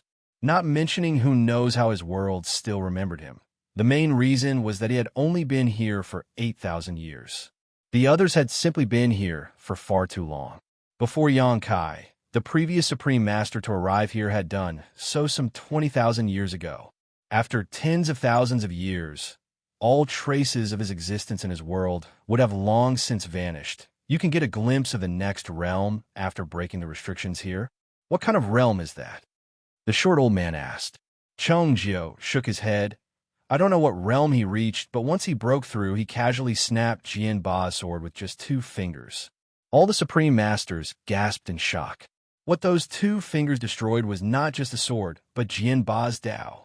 One could only imagine what amazing realm Yankai must have reached at that instant. Everyone, before Yankai left, he told me that he will find a way to rescue me. Although I don't know if he would be able to do it. If he does, everyone here will have new hope of finding a way out. Xianxia threw out another piece of news that excited everyone. In an instant, the expressions of all the Supreme Masters present changed. Half a day later, the Supreme Masters finally dispersed. Xianxia let out a long sigh and wiped the sweat from his forehead. Although he was also a Supreme Master and didn't fear any individual in the taboo realm, being stared at by hundreds of masters just as strong as him still felt like being stabbed multiple times. If he hadn't thrown those words at the last moment, Xianxia believed that these guys would have attacked him together and then interrogated him for more information. even if he had already divulged everything he knew. However, everything was different once he spoke those last words. As long as they still wished to leave the taboo realm, they would not make things difficult for him in the future. In fact, if anyone dared to make things difficult for him, they would become public enemies of this taboo realm. Marshall Peak, Chapter 6008, World Creation. An enormous river stretched across the void, its waters fiercely surging, with waves rising and falling one after another. Xianxia was sitting in a cross-legged position over this enormous river, forming a set of profound hand seals. As his hands moved, the water in the river would cycle through states of agitation and calm. The myriad of Dao strengths would also undulate with the current in the river. It had been several years since Xianxia returned from the taboo realm. Whenever he recalled his absurd experiences over the past few years, Xianxia didn't know whether to laugh or cry. On the day when he finally returned from the taboo realm, all his relatives came to meet him tearfully, complaining about their pain of parting. Soon after, everyone returned to the star boundary together, and after learning of the news of his return, all rejoiced. In the 8,000 years after Xianxia's disappearance, all their memories about him had been erased, but the moment he returned, all the vanished memories were restored. No one knew what extraordinary power could cause something like this. Only Xianxia seemed to notice something. After that, Xianxia was placed under house arrest. He, a mighty expert who had surpassed the open heaven realm, who had reached an unprecedented realm never seen before, who could call the wind and rain with just the flip of his hand, had actually been placed under house arrest. The ones who put him under house arrest were none other than Yang, Ying Feng, and Dong Suzhu. His wives were also under house arrest like him. According to his parents, they were growing old. It was already a miracle that they had been able to give birth to Yang Shui in the past, but there was no way for them to have any more children. So, the responsibility of continuing the Yang family's bloodline fell squarely on Xianxia's shoulders. The old couple didn't make any outrageous demands, just that he should father as many children as the number of wives he had. So, each of his wives should give birth to at least one child. When this condition had been fulfilled, they would release them. In terms of strength, his parents were naturally not Xianxia's opponents, and he could easily escape if he really wanted to. However, his parents had also said that if their unfilial son dared to disobey them this time, they would bash their heads against high heaven peak until they died. Xianxia was left with no choice. According to his parents, Xianxia had been cultivating for many years and had explored many worlds, big and small. He had been constantly on the move. But now that the world was at peace and his cultivation had already reached the limit, there was nothing he needed to worry about in this world. As such, he should pay attention to continuing the Yang family's bloodline. Helpless, Xianxia, Su Yin, Yu Meng, and the others were locked up on a lone peak in High Heaven Palace. It wasn't until several years later that Xianxia walked out of the mountain peak with a tired look on his face, his eyes sunken and his face pale. Right behind him was a large group of beautiful women with big bellies. Yang Yingfeng and Dong Suzhu were overjoyed. As the saying went, people need to be pushed to get results. In the past, they had tried to make Xianxia continue their bloodline, but he had always brushed them off with all kinds of excuses. If they had known it would be this simple, they would have put him under house arrest long ago. After having completed this vital mission, Xianxia finally had time to catch up with his old friends. Mi Jing Luan and the others were naturally aware of what was going on with Xianxia over these past few years, so they could not help but tease him when they finally met up. Soon, Xianxia learned about the current situation of the human race from the other Ninth Order Masters. With the end of the war more than 8,000 years ago, the Black Ink clan was completely wiped out, and the universe had finally achieved a state of peace. Now, the human race were the sole rulers of the world. Be that as it may, the scars of countless years of war were difficult to erase. The 3,000 worlds used to be extremely prosperous, but now, apart from those in High Heaven territory and Myriad Monsters territory, the universe worlds and the rest of great territories had either been completely corrupted by Black Ink strength or had long since been destroyed. It could be said that the habitable space for the human race had been greatly reduced. Originally, traces of human activity could be seen in every great territory. But now, all the surviving humans were gathered in High Heaven territory and Myriad Monsters territory, with more than 90% of them living in the latter. In fact, because of the scarcity of cultivation resources, the two open heaven realm cradles, the Star Boundary and Myriad Monsters world, had essentially been evacuated and cordoned off. The human race didn't dare let too many people live in these two open heaven realm cradles, lest too many good seedlings were born and there were no resources to nurture them. If the number of people suitable for cultivation increased, but there were no resources for them to cultivate with, fights over cultivation resources would definitely break out, which would ultimately lead to chaos. Currently, the population living on the Star Boundary and Myriad Monsters world was extremely small, and if one wanted to enter these two open heaven realm cradles, they would need to undergo a rigorous series of tests and selections. This was the current state of the human race. They had won the war, but it was a Pyrrhic victory. Nonetheless, they could not do anything about it. The Black Ink clan had simply done too much damage to the 3,000 worlds. In addition, the human race didn't have the means to repair these corrupted universe worlds. If no solution was found, the human race would have many dark days ahead of them. Fortunately, Xianxia had returned from the Taboo Realm, and at this moment, he was repairing a universe world.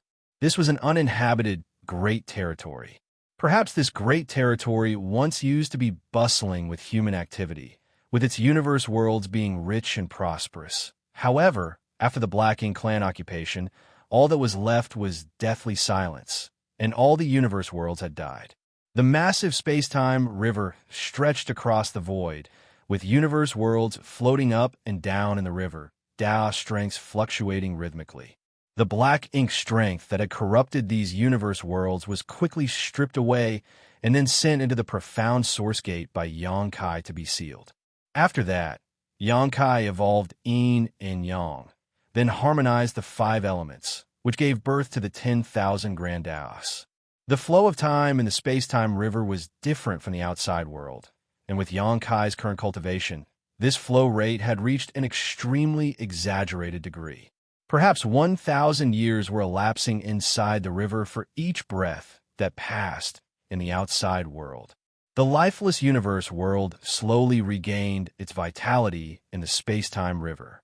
Suddenly, a small figure stepped out and walked over to Xianxia's side before pursing his lips in frustration. "It's empty outside. There's nothing here. So boring." Xianxia fiercely turned to him and shot him a glare. "It's all your fault." The figure immediately tried to explain. What does Mo's evil deeds have to do with this Little 11? The small figure standing next to Xianxia at this moment was none other than Little 11, or rather, it was the same person Xianxia had seen in the primordial world's Dawn City. 8,000 years ago, Xianxia defeated Mo and sealed it with the profound source gate. However, as the most ancient being in this universe, even Xianxia was unable to completely destroy Mo. After all, Black Ink strength was a power born at the beginning of the universe. As long as the universe still existed, and as long as there was darkness and living beings, Black Ink strength would never be extinguished. However, Xianxia spent some effort to extract the consciousness born from this power from the profound source gate. This consciousness was Little 11, who was standing beside him. Strictly speaking, Mo was Little 11, but these two were different. In other words, Little 11 was not making excuses. He was indeed not Mo. During the early ancient era, he had fought alongside the 10 martial ancestors to protect the human race. Only Mu had noticed the problem in Mo at the time. She had set up the primordial heavens source grand restriction and sealed Mo before its consciousness was completely corrupted. Afterwards, under Mu's secret arrangements, Mo's source was divided into 3,000 pieces and sealed in different universe worlds while Mu kept Mo's consciousness by her side to guard him. Unlike what Mu did, the current Little 11 was not some weak child in Dawn City who did not even have the strength to strangle a chicken. Otherwise, he would not have been able to wander the void alone. Looking at the surging river stretching across the void before him, Little 11 couldn't help wondering, "Speaking of which, what realm are you in now?" Little 11 was completely unaware of the fact that Yonkai was trapped in the taboo realm, as MO was sealed by Yonkai after his defeat, and Little 11 was freed just a few days ago. However, Little Elvin was surprised to discover that Yonkai's strength was far greater than the last time MO fought with him. It seemed to have gone beyond the scope of the open heaven realm. Little 11 reckoned that even if MO had been at his peak, he would still be no match for the current Yonkai. You're supposed to be a master in the creation realm. Can't you see through my cultivation?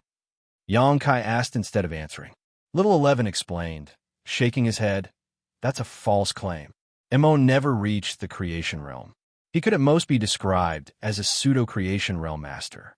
The main reason MO was able to create the Black Ink clan is because of the unique properties of Black Ink's strength, not because MO had reached the necessary realm. But you're different. Your current cultivation has indeed exceeded the open heaven realm, so I'm very curious about what realm you've reached. Yonkai had already noticed that there was something wrong with Mo's creation realm a long time ago, but at that time his strength and vision were simply insufficient. As such, he was unable to determine anything. Now that Little 11 had personally admitted it, Yonkai wasn't too surprised. My realm, Yonkai muttered before shaking his head.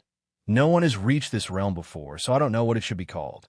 Saying so, he quickly changed his hand seals before raising them towards the space-time river, making a grabbing motion. The next moment, the enormous river was gripped by Yonkai, who gently shook it and shouted, "Go!" Immediately after, tiny grains of sand were flung out from the space-time river one after another and began rapidly expanding.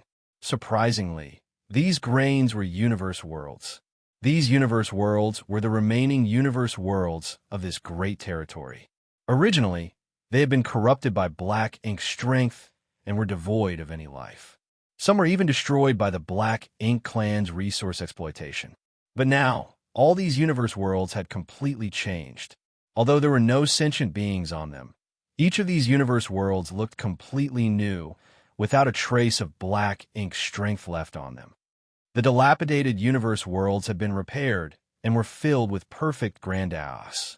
Furthermore, each of these universe worlds was lush and green, full of life and vigor. These universe worlds were already teeming with vitality, so they would give birth to their first life forms in just a few years. Even with Little 11's vast experience, he was still shocked by this amazing sight. The universe worlds were not artifacts, nor were they pieces of furniture. They were not something that could be repaired so easily. However, these devastated universe worlds have been brought back to life by Yonkai. This was not something a normal human could do. Creating something out of nothing, a divine ability to create a new world, truly amazing. Looking at the universe worlds flying out into the void and slowly coming to a stop at certain spots, Little 11 couldn't help but sigh with emotion. He felt that his sins had been significantly reduced. Hearing this, Yonkai raised his brow as a smile flashed on his face. Then let's call it the world creation realm. Little 11 was stunned, but quickly recovered and muttered, "The world creation realm. It's quite appropriate. In the past, the universe furnace created all worlds, but now, Yonkai's Spacetime River was also able to create universe worlds. The Spacetime River itself was modeled after the infinite river inside the universe furnace, and the infinite river was the foundation of the entire universe furnace. All the universe worlds in this universe had been created by the infinite river. Yonkai felt that his own Spacetime River would reach the level of the infinite river sooner or later. Let's go to the next place. Yonkai stood up and rushed towards the adjacent Great Territory, with Little 11 following closely behind him.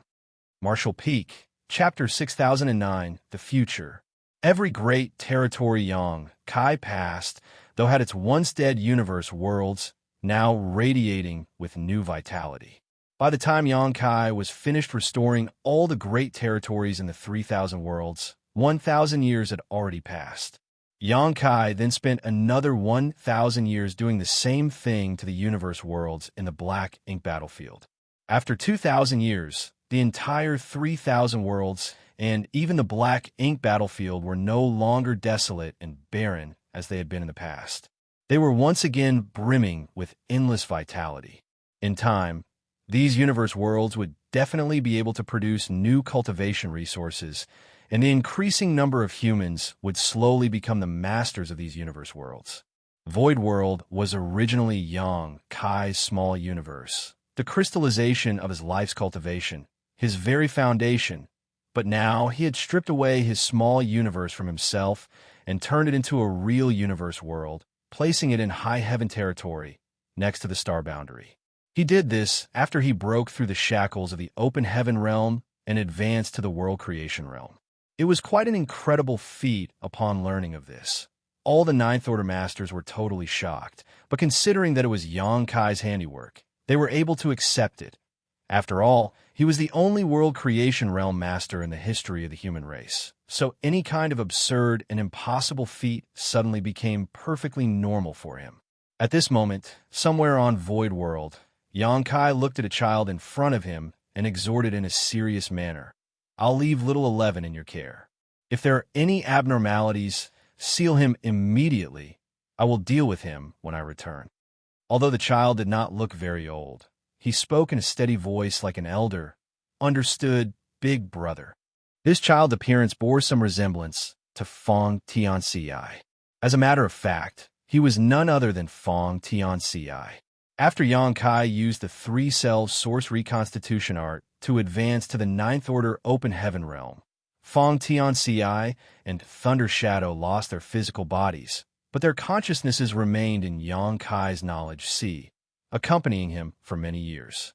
Because of the uniqueness of the 3 cells source reconstitution art, while they were Yang Kai's soul clones, they were also independent entities. Over the years, while Yang Kai was repairing the universe worlds, he had also been thinking about how to bring Fong Tianxia and Thunder Shadow back to the world of the living. He couldn't possibly allow them to remain in his knowledge sea forever without a flesh body. Reincarnation was certainly a good choice, but in that case, they would most likely lose their original memories and become another unfamiliar soul. After all, it was not the same as when he had cast his secret technique and left many seals on his soul clones, ensuring that his soul clones would grow aware of their mission and memories at the right time. Finally, when Yang Kai decided to strip off his small universe, he was struck with an indigenous idea. That was to integrate Void World's source into Fong Tianxia and Thunder Shadow, allowing them to reincarnate along with the world itself. This way, not only would they be able to retain their original memories, but they would also become the masters of Void World. From then on, they would share the same fate as Void World. If one suffered, all suffered, and if one prospered, all prospered. So long as Void World was not destroyed, they would be immortal. Yang Kai's small universe's foundation was extremely strong, and now that they had become this universe world's masters, it would be easier for them to progress in the future. It was easy to foresee that the 3,000 worlds would have 2 more top masters in the near future. Yang Kai had also left Little 11 here to be watched over by Fong Tianxia and Thunder Shadow, as it would be grossly inconvenient for him to bring Little 11 along for the rest of his journey. After the child Fong Tianxia responded, a black kitten sitting on his shoulder also nodded and spoke like a human. "Meow. Big brother, don't worry. If there's anything wrong with this brat, second brother, and I will beat him to death." A look of anguish and frustration appeared on Little 11's face as he rebuked, "Don't make me sound like some wicked demon. At least show some basic respect to a senior like me." The kitten immediately let out a snort. Then, "I'll take my leave." Yang Kai nodded before soaring into the sky. The trio's gazes followed after him until Yang Kai finally disappeared from their sight. A moment later, the child, Fong Tianxia, and the kitten, Thunder Shadow, stared at Little 11 together, causing him to frown. "What do you want?" the kitten shouted. "Let's beat him up, meow." Having said so, his figure left afterimages as he pounced at Little 11's face, while his pair of cat claws swiped furiously, leaving multiple afterimages. Little 11 cried in surprise, and just as he was about to dodge, the child, Fong Tianxia, threw him on the ground. A moment later, 2 humans and a kitten were lying on the ground with their faces black and blue. Thunder Shadow gasped for breath as he stated, I wanted to beat you up for a long time now.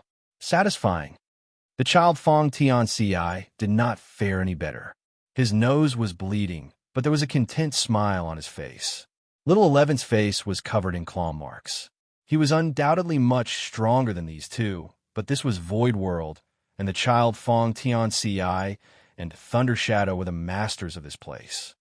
Little 11 was just asking for trouble by being hostile to them while within the bounds of this universe world. Thus, their fight ultimately ended in both sides being defeated and wounded. Nonetheless, Little 11 stubbornly declared, Once I recover, I'll deal with you too. Outside Void World, when Xianxia arrived in the Void, what he saw next took him aback because there were many familiar faces waiting. Putting aside the group of women led by Su Yin, Yu Ming, and the others, many of the Ninth Order Masters were also here. How did my whereabouts get leaked?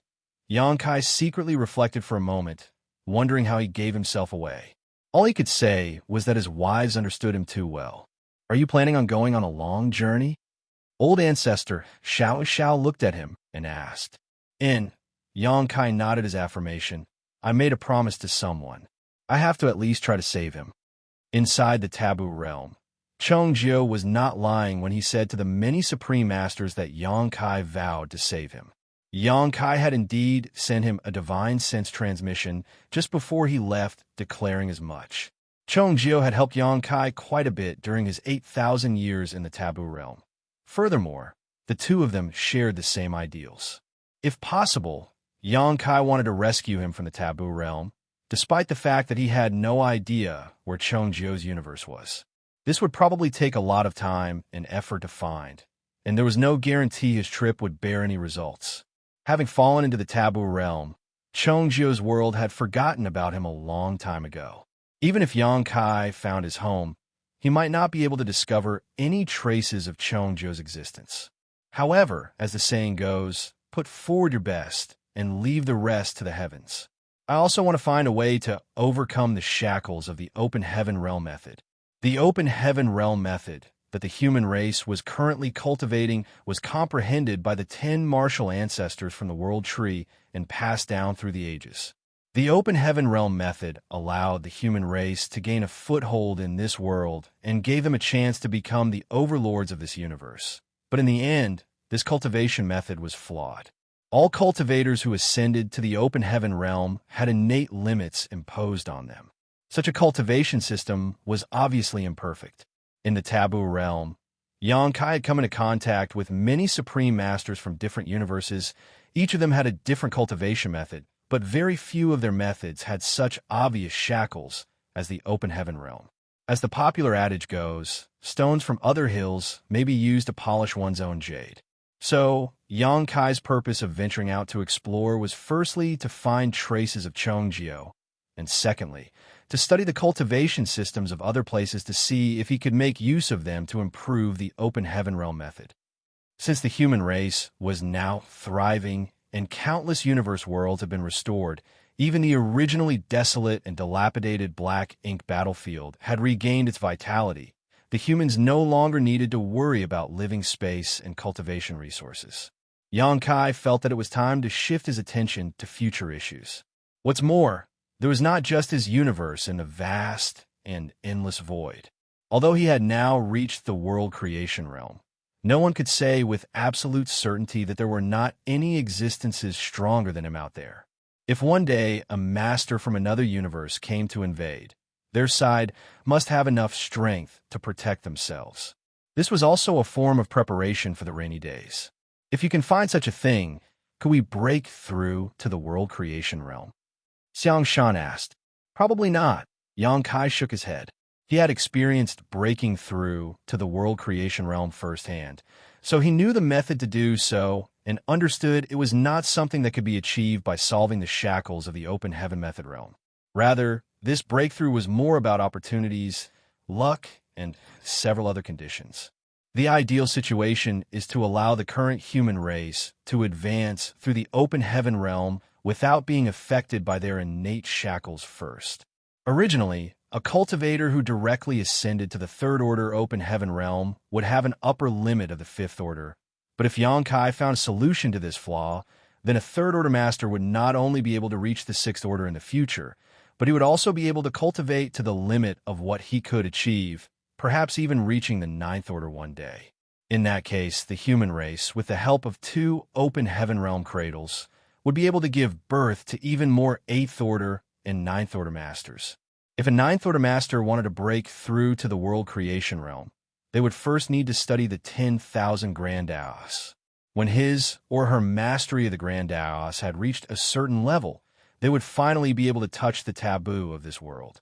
Finally, if that person could break the restriction of the taboo realm, they would then advance to the world creation realm. Yang Kai had already traversed this path, so if the ninth order masters took this path again in the future, it would be a bit easier and more relaxed than when he had first ventured onto it. That's not a bad idea. Mi Jingluan nodded his acknowledgement. Then I wish you all the best, but we won't be able to provide much help in this matter. You can only count on yourself. With Yang Kai confirming the existence of the world creation realm, the ninth order masters were all diligently cultivating and studying the mysteries of various Grand Daos. Furthermore, with Yang Kai's current cultivation, they would not be able to provide any support to him even if they accompanied him. Yang Kai nodded before turning to his wives. Yu Meng stated with a snort, "You can forget about leaving us behind this time." Although the other women didn't say anything, their determined expressions were speaking for themselves. Yang Kai smiled. "Then let's go together." The group of women immediately broke into cheers. They were obviously overjoyed as they had not expected Yang Kai to agree so easily. Immediately, the group of women gathered around Yang Kai, chatting and laughing. "Old tree," Yang Kai suddenly called out to the void, "Let's go." In response to his call, the world tree's illusory phantom appeared in everyone's field of vision. The towering giant tree was no longer lifeless as it used to be. Rather, it was lush and brimming with vitality. Not only that, but countless world fruits were also hanging from its branches. In the past, Yang Kai had borrowed the world tree's power to travel to the grand ancient ruins boundary from the edge of the universe. This made the old tree consume too much energy, and it fell into deep slumber. Only when Yang Kai returned after reaching the world creation realm and began using his space-time river to repair the universe worlds in the various great territories did the old tree slowly wake from his slumber. The world tree was closely connected to the universe worlds in the 3,000 worlds. Everyone's rise and fall was connected with each other.